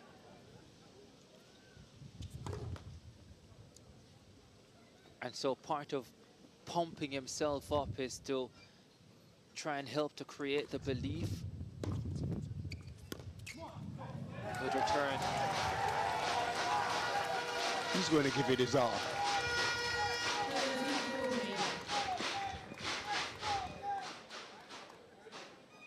Break point coming up for the Jamaican.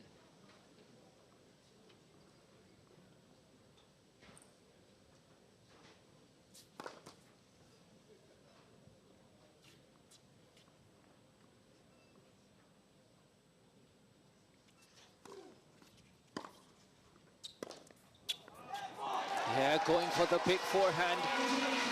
Those are not always easy to hit in these conditions, when the wind is really kicking up. And already the arrows starting to pile up for Christian Tom. And Blaise Bicknell with the early break. He was behind in his opening match yesterday. He's in front today. If Blaise can get out to an early lead, it's even more pressure on Tom, because Tom knows he has to keep this tie alive. He has to win this match. There's no tomorrow for Tom today. Jurgen's up in the background. Knows if Tam can find a way to win this, he will have to play the deciding singles.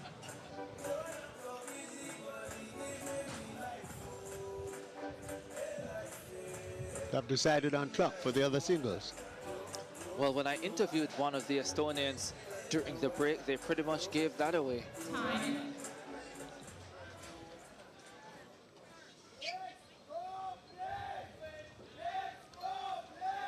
But it's a good man to go to. Jurgen's up. Yes. If it goes to a decider, it would be the two most experienced players battling it out. That's correct. And as you pointed out, Reisman has already played 2 matches. Second one wasn't that tough, but... Yeah, but we saw him wilting last night. Yes. In cooler conditions, much cooler. Yeah.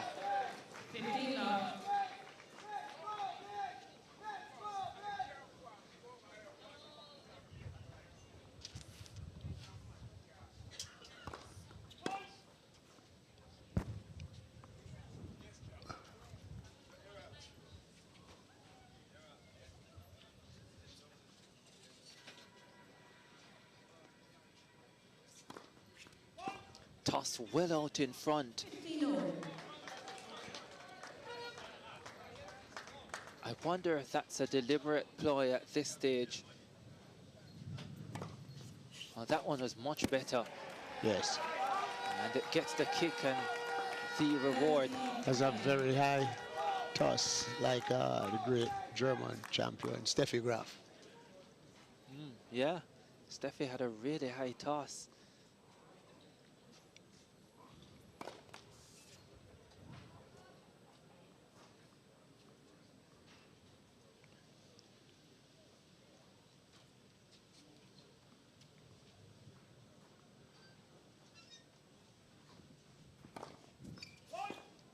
Another double.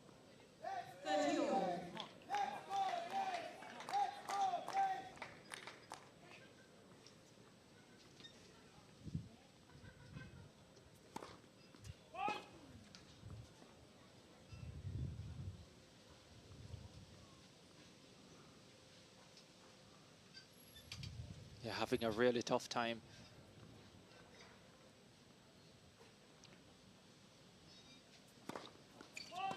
And it's not easy to deal with the wind and the possibility as well that he might be looking in the direction of the sun when that toss goes up. So all of that to deal with at once. So I didn't notice before, but these courts, they don't run north-south, which is a norm. They run east-west. Yeah. You know, so the sun is going to be in somebody's eyes all the time.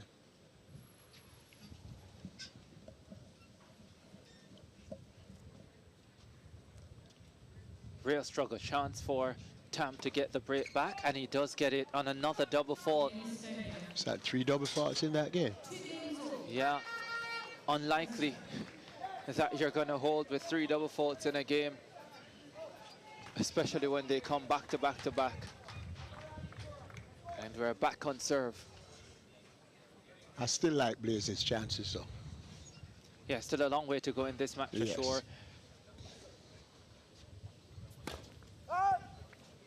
Ooh, that looked really close.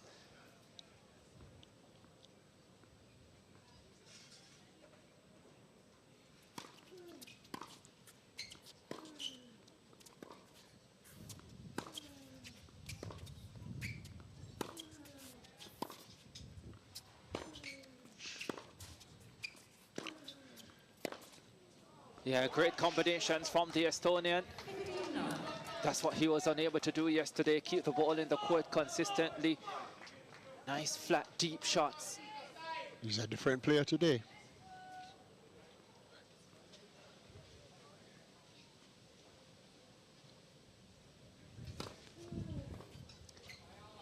As well with Christian Tom, I think because of how he plays, Bicknell will have less time to hit that heavy, deep topspin forehand because he will take time away from him with his power. That's quite correct. Like that. And Tam's service motion is much more compact, so the wind is not affecting him as much as it gets to Blaze. So it's going to be interesting the next half an hour.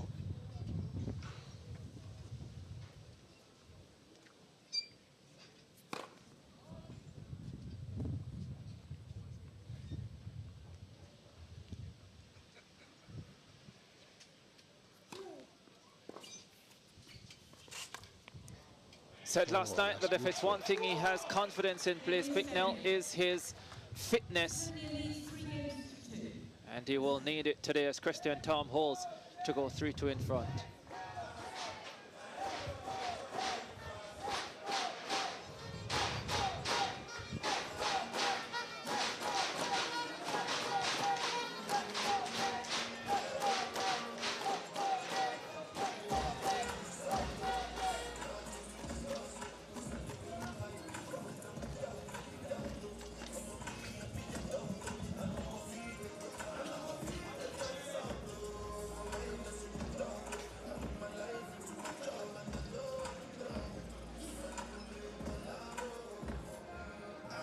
The Jamaicans will want to close it out here. They will not want to go to the 5th and final match.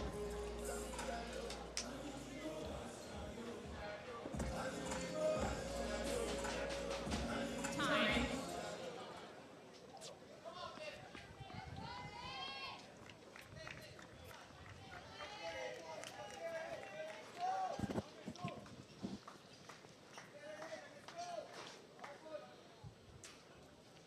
Three double faults to finish his last surface game.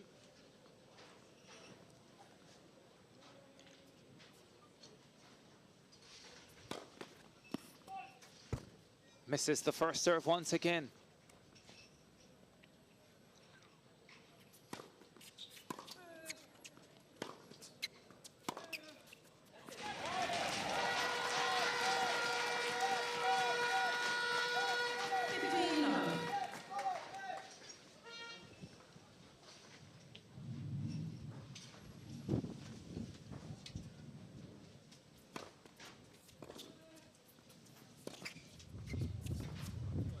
There it is. He's looking for the backhand.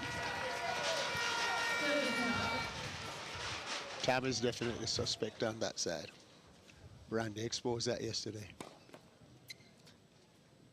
The difference, I think, was the discipline showed by Roland Phillips in being consistently able to go there. Once he picked up that it was a weak area. Bicknell doing the same, opening up the court and finishing with his favorite shot.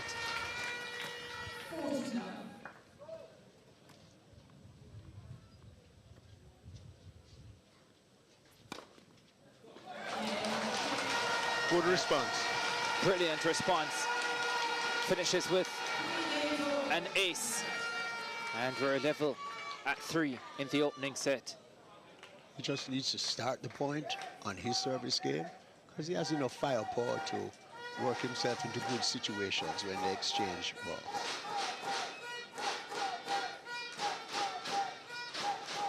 The crowd chanting, "Let's go, Blaze."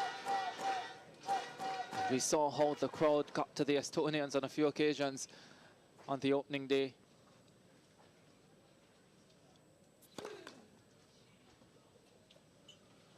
Both players broken once already in this opening set.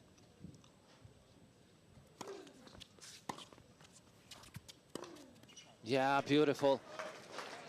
Ferocious forehand. And he cranks that up. It's a thing of beauty.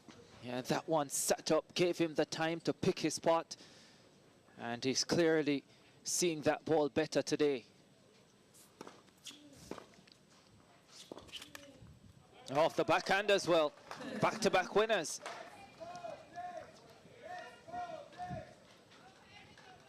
Growing in confidence.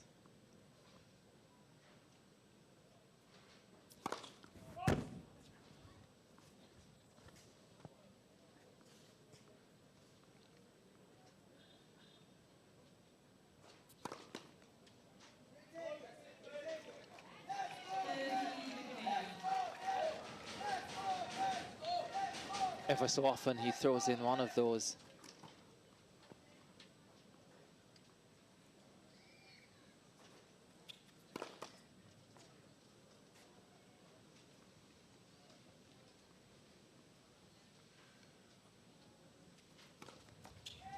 And another one. See, the sun is getting to him, see? That is the part of the court that Blaze had his issues serving as well. 3 straight double faults to give the break back. Exactly.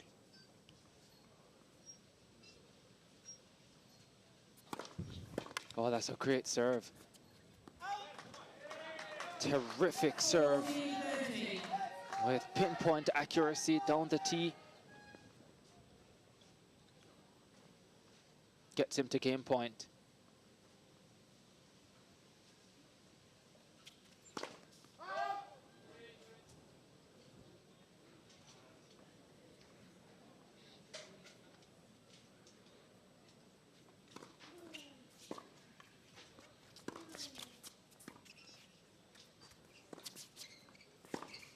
Smart play.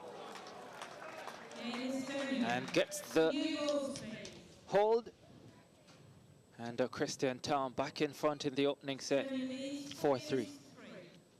Tom is much more composed today and more consistent. I also feel this match against Blaze is a better matchup for him. Yes, he likes Blaze's pace more than Randy's craft, for sure. He also, I think, gets the ball at the height that is favorable to him when, especially on the forehand, when he plays. Blaze wasn't quite the same with Roland yesterday, and I think as well, as I pointed out with Phillips, he was so disciplined, he was able to find that backhand with more consistency. And then Roland is also so solid in defense as well. You have to win points from him. He's not going to give you any. The only little chink in Tom's service game I see is he overhits the first serve because I think he feels he has to put in a very good delivery because Blaze will attack the ball. Blaze is facing the sun now. Let's see what happens on this game.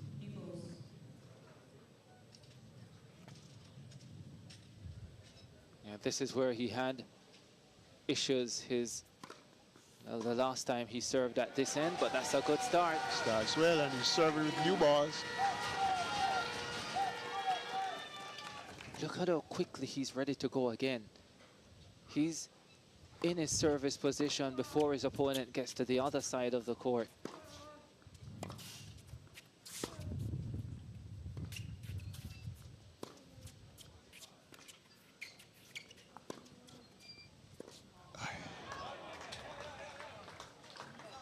Lost sight of that one. Two good slices and then a wayward topspin backhand. Also not easy to pull the trigger down the line in these windy conditions. Not at all. So generally you want to play with a little bit more margin.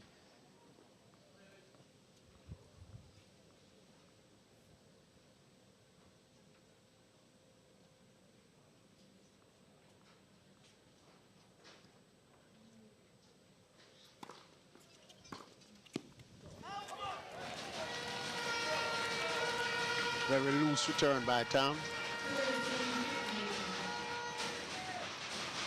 You will get those because he has such an aggressive mindset. He's always looking to be aggressive, including on return.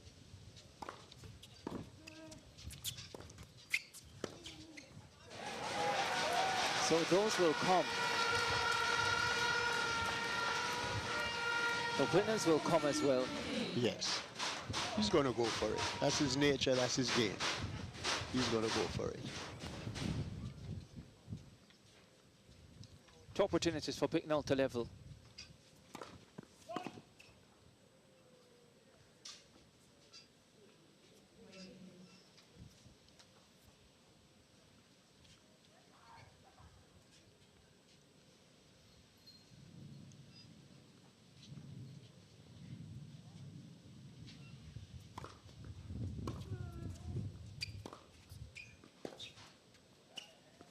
Survives the terror end.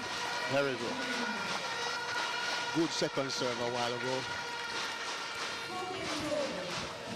Put a little top spin on it, kicked it in, kept it safe.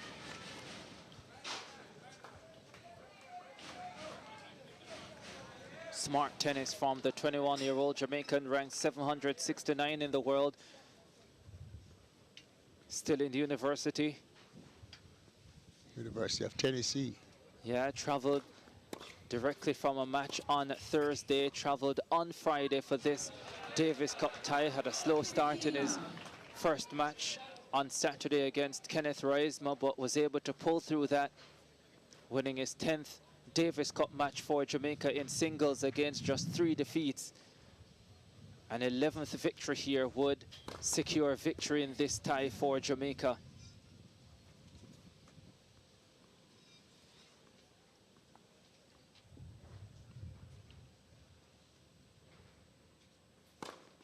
Oh, lovely serve. Oh, it's called wide. Called wide.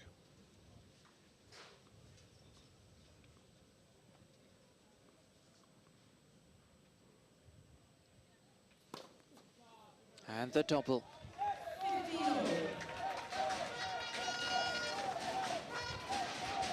And that's the thing, you always feel as if Christian Tam will give you a chance. Yes, he...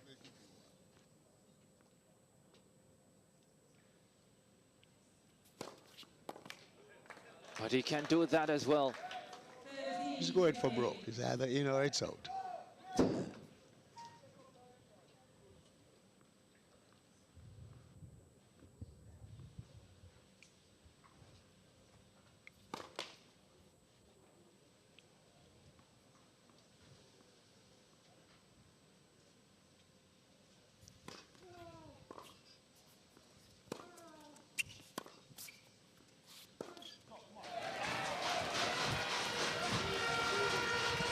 Once again looking to force the issue. Showed a lot more patience in the first few games of this set, Christian Tam, but again, spoke about it yesterday. It's in his nature to go for those big shots, to always want to be aggressive. He's not getting enough first serves in. And when you're that aggressive, if you get a little tight. Oh, that is some serve. Nothing tight about that. And it was a second serve as well. It's not often in this sport you get second serve aces. That was of the highest quality. Game point coming up for 5-4.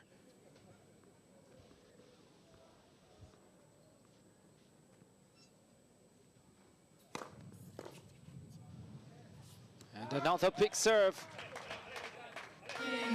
to inch ahead once again. Christian Tom producing a significantly improved performance this afternoon. And he leads 5-4 in the opening set. So his serve goes, so Tom goes.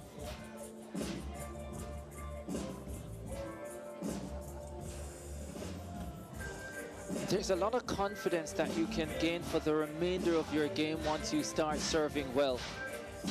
Yes, because it starts at the point, you know, so in most things, if you start well, you tend to finish well. Yeah. And when you're not serving well as well, it's always in the back of your mind. So even when you are returning, yes, you can be thinking about the struggles you're having on serve, and that can really have a psychological impact on your overall game. You spoke about it, how focused he looked ahead of the match. Christian Tom, understanding the significance of this, knowing that anything can happen if he can give Jürgen Zopp a chance in that final singles match. Yeah, we really don't want it to go down to that last match. Well, the Jamaicans don't, certainly Major Warrington Dixon doesn't.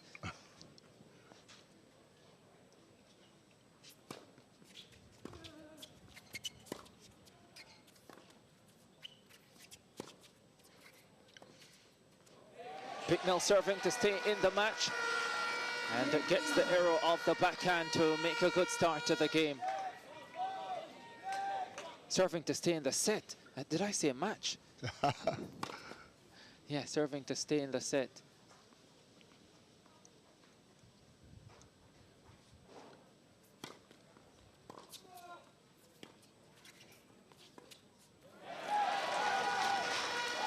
Couple of tight slices, first off the backhand, now off the forehand.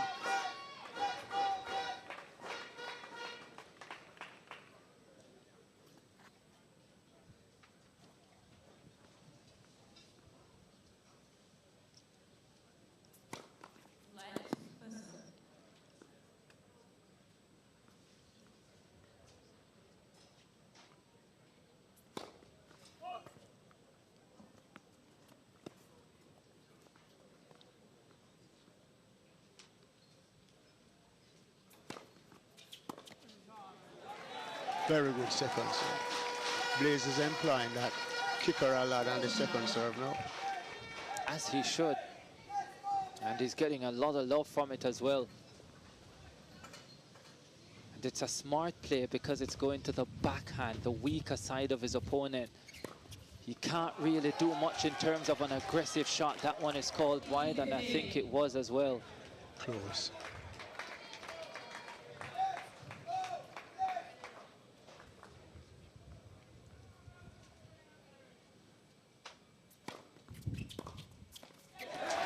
This one misses. And Bicknell levels at 5 apiece. Stays in the opening set.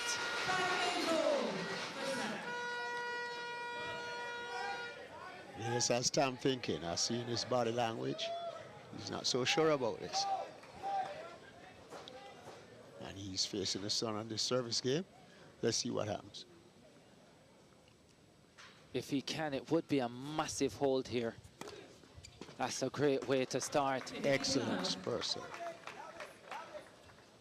Really hitting that serve out wide well for most of this set.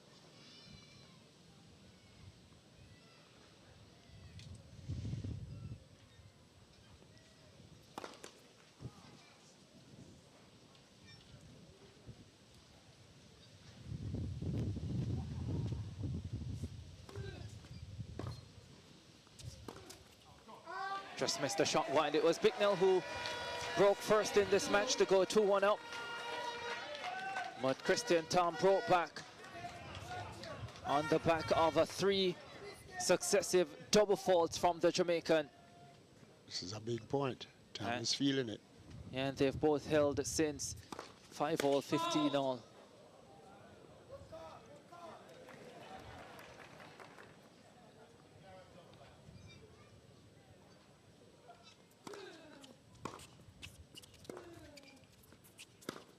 Oh, that is an opportunity missed. Or did he get it? I think they called it wide. Yeah, opportunity missed. Got himself in the position that he would have wanted to be on the forehand. Could have gone either side, inside out or cross court. That's a great serve to take him to game point, Christian Tom.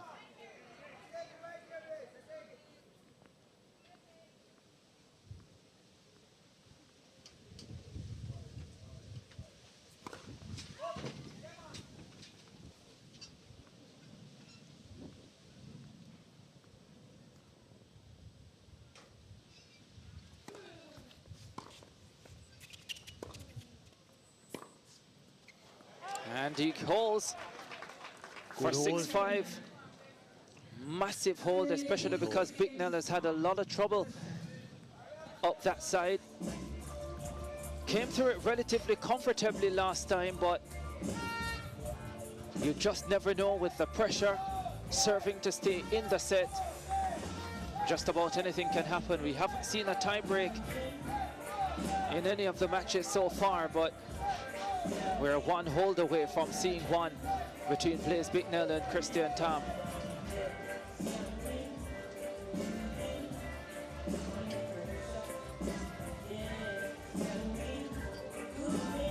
Mel Spence, his father, Mel Spence, Olympic medalist.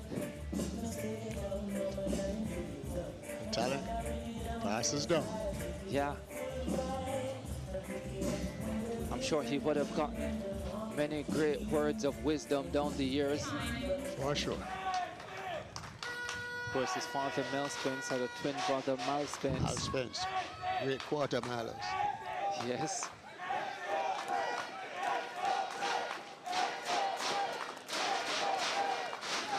Identical twins, remember? Very much so. 5-6. Bicknell serving to stay in it for the second time.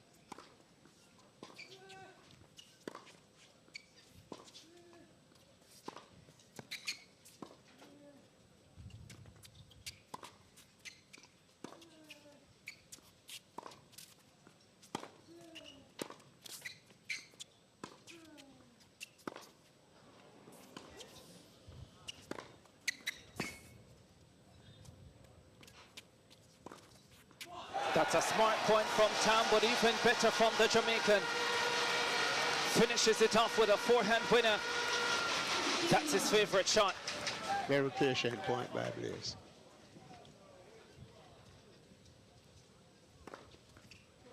And then hits the ace out wide. Patient point by both players, really. Yes.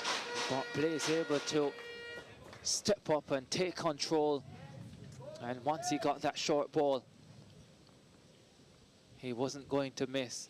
Tom pretty much in no man's land, 10 feet behind the baseline.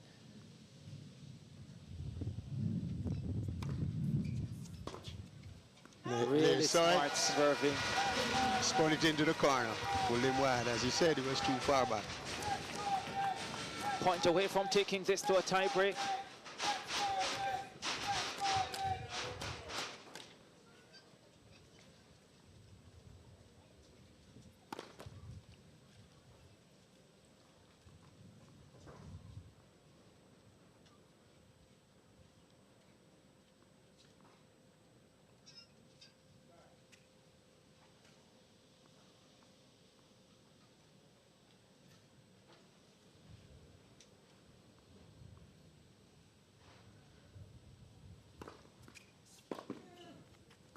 First tie break of this tie. I like Blaze's attitude. He's been patient under difficult circumstances. The wind was bothering him. He had to toss that ball 3 times, but he wouldn't rush it. Good signs. He's in this for the long haul. There's the ace that took him to 30 love in that game.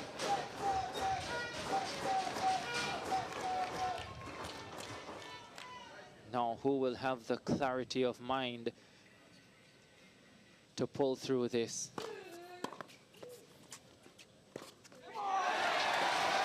Tom pressing. Tom missing. Bicknell up 1-0.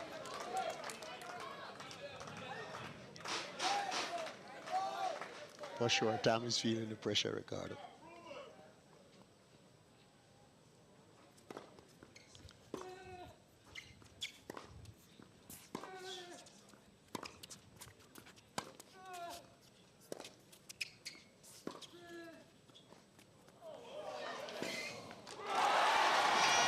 Hadn't seen that from him before. A little variety from the Jamaican, and what a time to bring it out. 2-0 up in the tiebreak.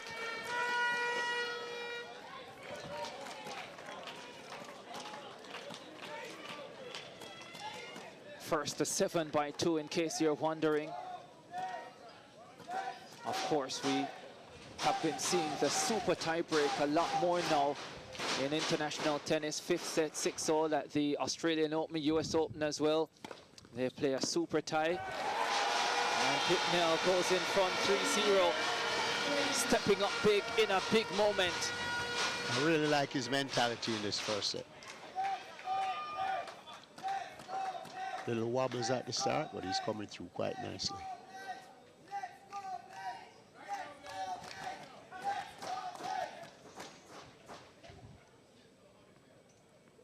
Tom serving at 0-3.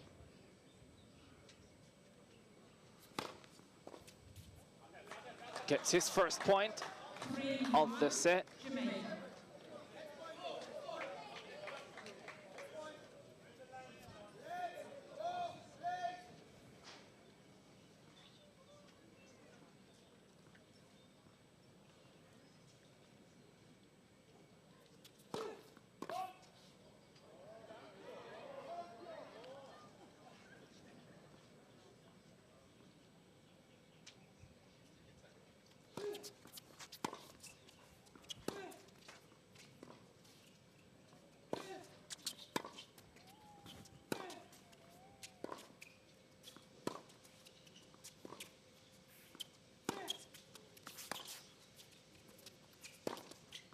Being aggressive and finally getting the short ball to stay in contact with the Jamaican. Well constructed point by Tom. As I said, he waited for that short ball and then he went right after him. That's what you want in these big moments, for the players to play well together, play well at the same time. We haven't always seen that in this tie.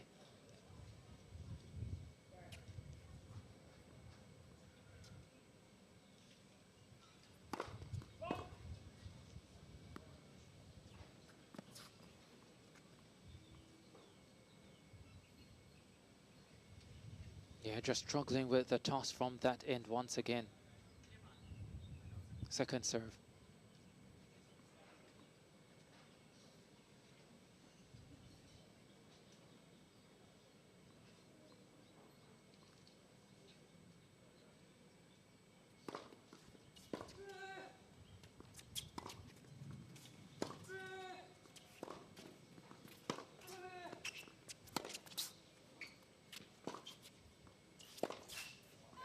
Did really well to get the serve in, but Tom hung in there. And from 3-love down, the Estonian levels the tiebreak at 3 apiece. Excellent comeback. Excellent. Johannes in cheering mood on the bench. They know how big that was. Such a massive difference between 3-all and 4-2, changing ends. Huge difference. I love the Estonian bench. I refuse to be intimidated. They get loud for their player. Let's see how Tom will handle things up at that more difficult end of the court now. With things level, Bicknell to serve at 3-all. He too will be feeling the pressure. Once you have at least what seems like a big lead and then you're back level, a lot of the pressure can be on you. You got it in the first serve, though. And a smart first serve as well.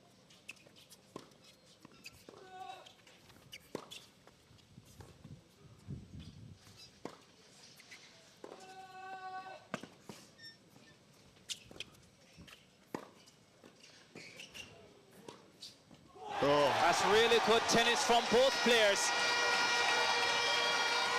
One of the best points of the match from both ends of the court. Blaze went from defense to offense very quickly.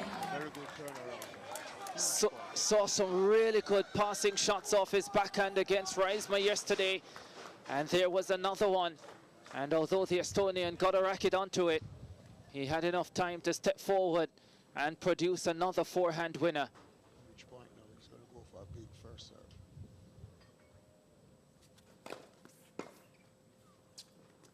And a huge forehand.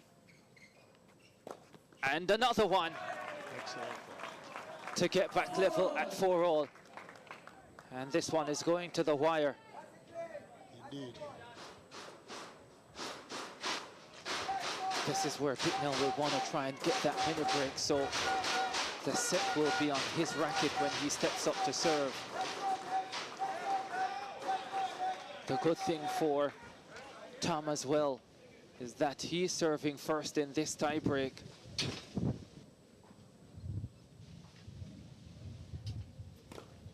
Oh, lovely serving.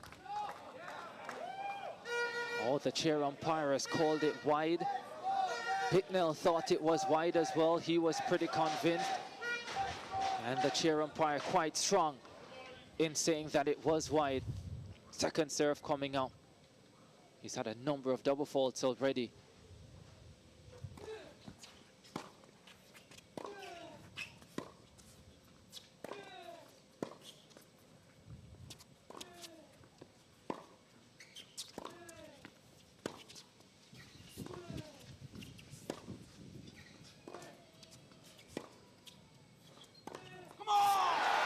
Once again, another excellent rally. And Tom producing big forehand after big forehand, finally lands one in the net. And Bicknell has another mini break. Now the set is on his racket. Blaze's composure is exceptional. He's gotten himself out of some very difficult situations. Even during that point, Tom was on the offense for most of the point. Blaze had the last say.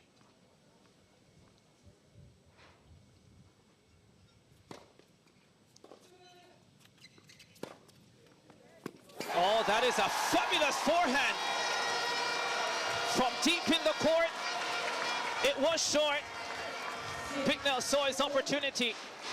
Brilliant combination, the kick serve out wide to the weaker side of his opponent. The backhand gets a relatively weak return and pounces on it to get to set point. He has two of them, the first one on his serve.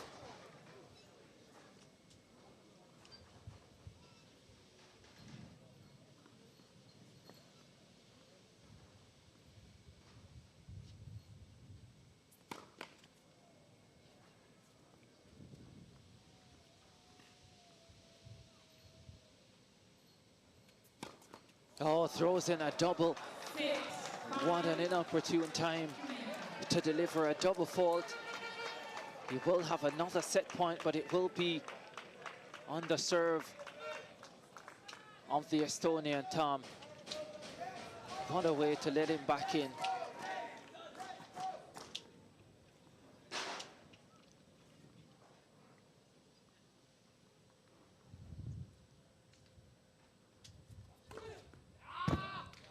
That is a fabulous serve.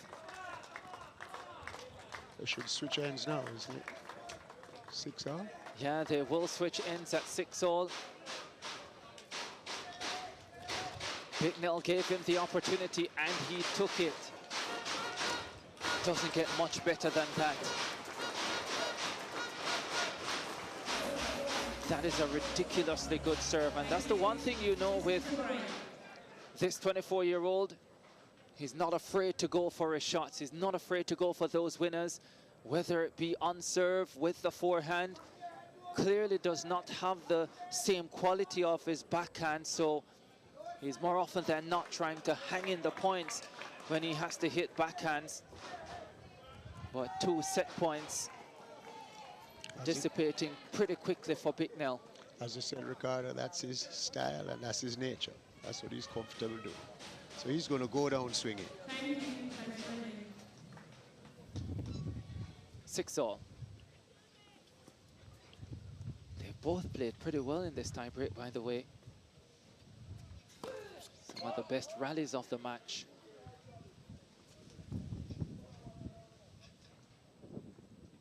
Second serve coming out.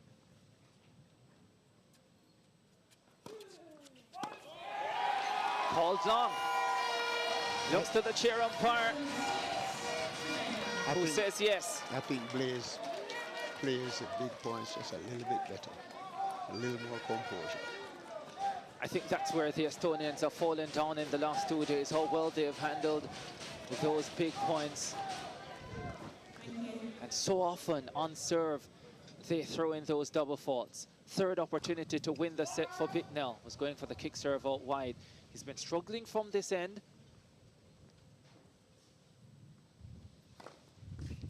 Another double. And we're back level, 7-all. Because you're struggling so much on that serve, you really want to pick a safe serve. Find the backhand. But the toss is giving him real trouble here.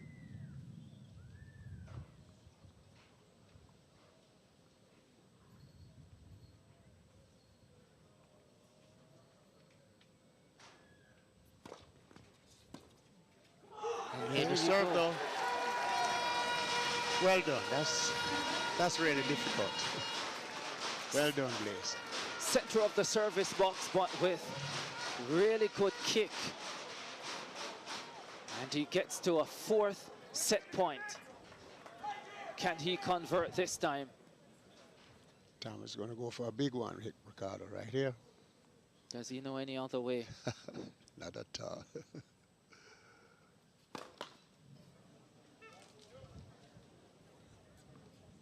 Has to hit a second serve.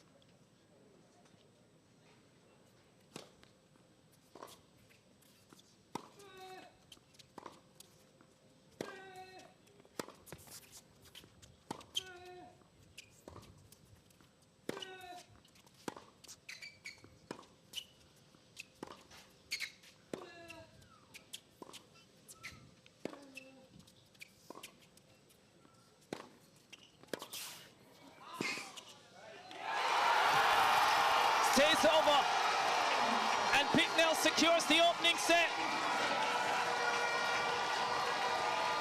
Magnificent. Kingston breathes a sigh of relief. For sure. Because that was close. That was as close as it can be. But it's Bicknell who survives. 8-6 in the tiebreaker and has the opening set 7-6. Both players showing great patience in this rally, understanding the significance of the point. Tom looking for every opportunity he can get to be aggressive. Bicknell opening the court with that forehand cross court, having forced his opponent into the backhand corner. And although he got there, didn't get enough on the slice. For a second, it looked as if it would clip the top of the net and fall over, but it fell on the side of the Estonian, and I guess that is what you call home advantage. It's Bicknell with the opening set. Something like that. That was too close for comfort. But as we have observed, Blaze is definitely handling the big moments better than Tom Wright. Yeah, there you go. Blaze Bicknell with 57% of first serves in. Tom 46, 3 aces to Tom, 2 to Bicknell, double faults, 7 for Bicknell, 5 for Tom. Winners 6 apiece. Unforced errors, Tom 5 more than Bicknell, and they're winning 1 break points. Total points 141.36, and a massive development here. I think Thomas retired, and Bicknell and Jamaica have won. Amazing. What happened? Kristen Tom has defaulted, and the Jamaicans have qualified for Group 2 in Davis Cup at the Eric Bell National Tennis Center. Blaise Bicknell's first set victory does the trick, and the Estonian walks away, no doubt dejected, disappointed. There are fans a little bit flabbergasted, trying to understand what has just happened. But what has happened is that Jamaica have prevailed over Estonia in this Davis Cup tie, and what a dramatic way for it to end. Unbelievable. I think even Arthur Philpotts is shocked. I'm just trying to figure out what happened. Had to be a medical reason, obviously, and he was just hoping that he could have won that first set and somehow continue, but for sure it's something physical that occurred.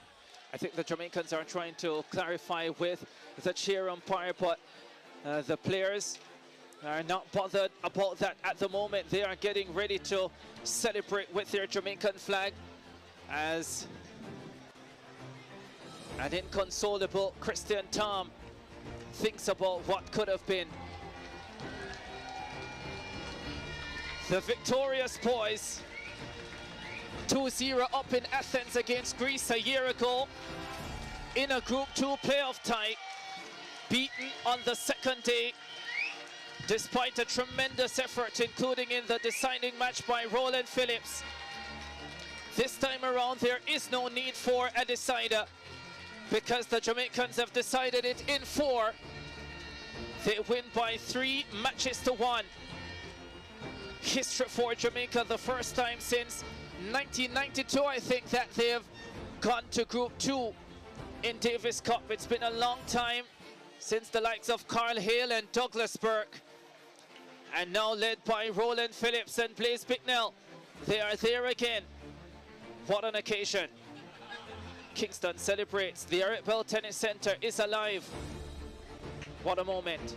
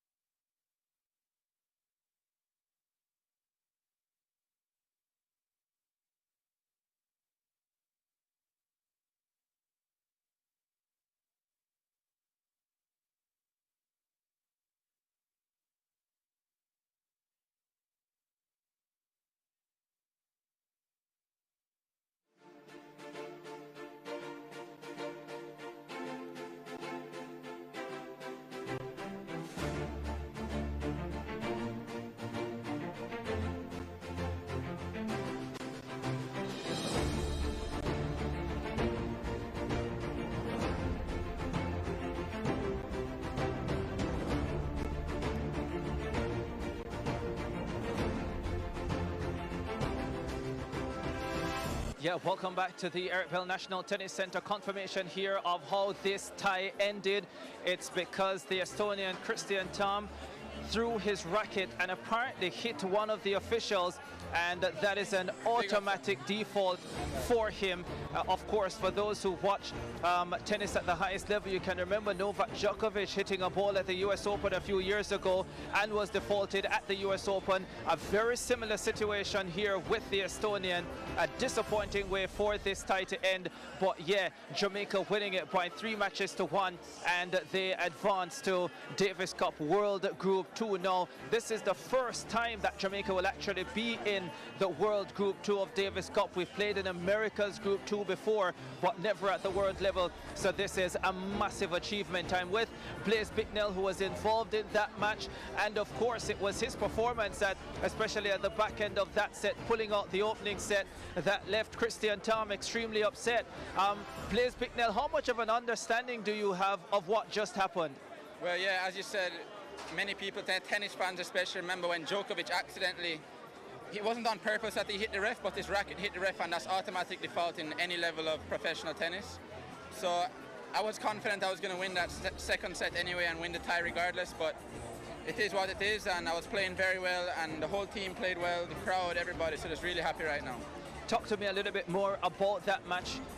First set, it was a really tight first set, but you were able to come up really big at the back end of the match, serving to stay in that back end of the set, serving to stay in it twice at 4-5 and at 5-6, and stepping up big in the tiebreak as well from 3-love up, able to hold your nerve at the back end despite not taking advantage of a few set points. Well, I trust my game, I trust my skills. So in the big moments, I was hitting my best kick serves as possible because it was very windy, so he was struggling today with that. And I just know that when I'm in a competitive mindset, I'm tougher than almost anybody. So just really happy right now. Yeah, talk to us about what this means for the entire unit qualifying for the World Group 2. You were in a similar situation last year in Greece. You couldn't get the job done, but clearly the team has learned its lessons, and you've come back a year later and gotten the job done. Right, yeah, in Greece, what happened was we actually went up 2-love on the first day. And I went into the doubles with Randy the next day, and by the time it was time for the singles to start, my legs were done, I was tired. So we really learned from that, and it was a very good doubles team that Estonia had, so we almost sacrificed the doubles point and had fresh legs in the singles. I knew if I didn't get it done today, I knew 100% Randy would have gotten it done. So, what does this mean for you and the team in general? Well, yeah, as you said, it's just history. It's history for Jamaican tennis. I mean, we've dreamt about this for so long. We've never made it this far in the Davis Cup, so this just feels incredible. Congratulations, brilliant performance out there today, and all the best. Thank you. All right, Blaise Bicknell there coming through that first set before getting the default. Chris Paul, the athletic trainer for the team, joins us now, and Chris, what a moment. We spoke about the lessons learned in Greece a year ago, and the team has come here 1 year later and done the job that they started last year. Well, for us, I remember last year in Greece, I sat on the court and watched Greece celebrate, and I soaked it all in, and I told them this would never happen to us again. If we ever have a chance to win, we are going to definitely find a way. All the Zoom sessions, all the running the hills, all the beach training, it's just for this moment. And it's great to be here and just like soak it up with the fans. Like I said, last year in Greece, it was so bitter for us that I soaked it all in, and I promised myself, as long as I'm the trainer, we would never lose in this situation again. Yeah, what was the mood like on the bench today? Because that first set between Blaise and Tom was extremely close, went right down to the wire. Well, the set was close, but the wind was bothering Blaise kick serve, and we definitely trying to get him to just stay focused and execute what we talked about all night last night, and this morning coming to the match. Well, congratulations on a job well done to the team and to you as the athletic trainer as well, Chris. I appreciate you guys. All right, yeah, Chris Paul, the athletic trainer for the team. We're going to try and get a word in with Randy Phillips now that the job is done. He was not needed today. Let's get Randy in before Mel. unless they want to have a race. I'm not sure who would win that one. Mr. Davis Cup, you were not needed to finish the job off today because Blaise Bicknell took care of that with a little help from the Estonian Christian Tom. But talk to me about the significance of this moment for you and for this unit. For me, the team, I mean, Jamaican tennis, everyone, all of us, we put in the work. It's just it's really a wonderful feeling. You know, I'm happy that I didn't have to take the court today. I would have been ready and prepared to do so, but I think it's a great feeling for everyone, for us to bring it home and also win while being at home. Compare what you're feeling now to what you felt a year ago around this time? Yeah, polar opposites, I would say. You know, we learned a lot from that match though, and I think we took that with us and brought it into our preparation, and we came back stronger because of it. How big was the crowd this weekend, the support that you got from the fans? I think that was the determining factor. I think the people, everyone who came out to support, all the noise, all the pressure they felt, that was the biggest difference. Well, congratulations, Roland. It was great seeing you play again, extending your Jamaican record to 26 singles victories. Didn't get to do that in doubles, but Jamaica has the victory 3-1. Congrats, well done. Thank you so much. All right, Roland Phillips there. And Mel Spence, the coach. Now, Mel, I know your dad was pretty good at the 400. I know your dad was pretty good at the 400, but you don't have to be running around that much. This must be an amazing moment for you. Talk to us about how you're feeling right now. I'm overjoyed, extremely proud, especially in front of a home crowd like this. I mean, it's awesome to do it in front of Jamaica. Super proud of the guys. Blaise fought incredibly well. Didn't play well, but he fought excellent as usual, and we came away with a win. Any jitters as that first set between Blaise and Tom got tight? Yeah, I mean, there are always nerves, and as I said, nerves is just energy, and he turned it into something good. He turned it into positive energy, which made the difference for him, I think, in the end. A quick comment on how the tie ended with Christian Tom getting that automatic default. Unceremoniously.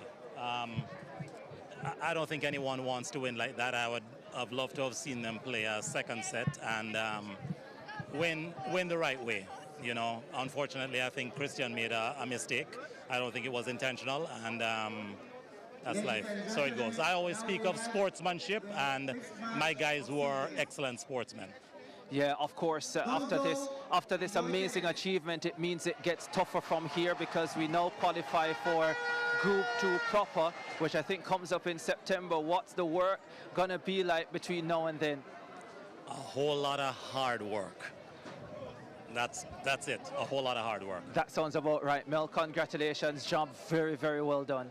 Thank you. Thank you for having me. All right, yeah, Mel Spence, the Davis Cup captain and coach. A tremendous performance from the Jamaica team here over the last 2 days, and they get the job done. 3 matches to 1 over Estonia. And yeah, just to be absolutely clear, it is the first time that the Jamaicans are qualifying for the World Group 2. They have played in America's Group 2 before, but not the World Group 2. So this is historic in so many ways. And as the players and the coach pointed out, to do it in front of their home fans has made it even sweeter. It's been an amazing last 2 days. Jamaica, they get the better of Estonia, and they're in the World Group 2 of Davis Cup. Thank you very much for joining us on your home of champions. It was our pleasure bringing this broadcast to you. Another groundbreaking effort on SportsMax, and yeah, for sure we'll continue to break new ground across new sports right across the Caribbean. Take care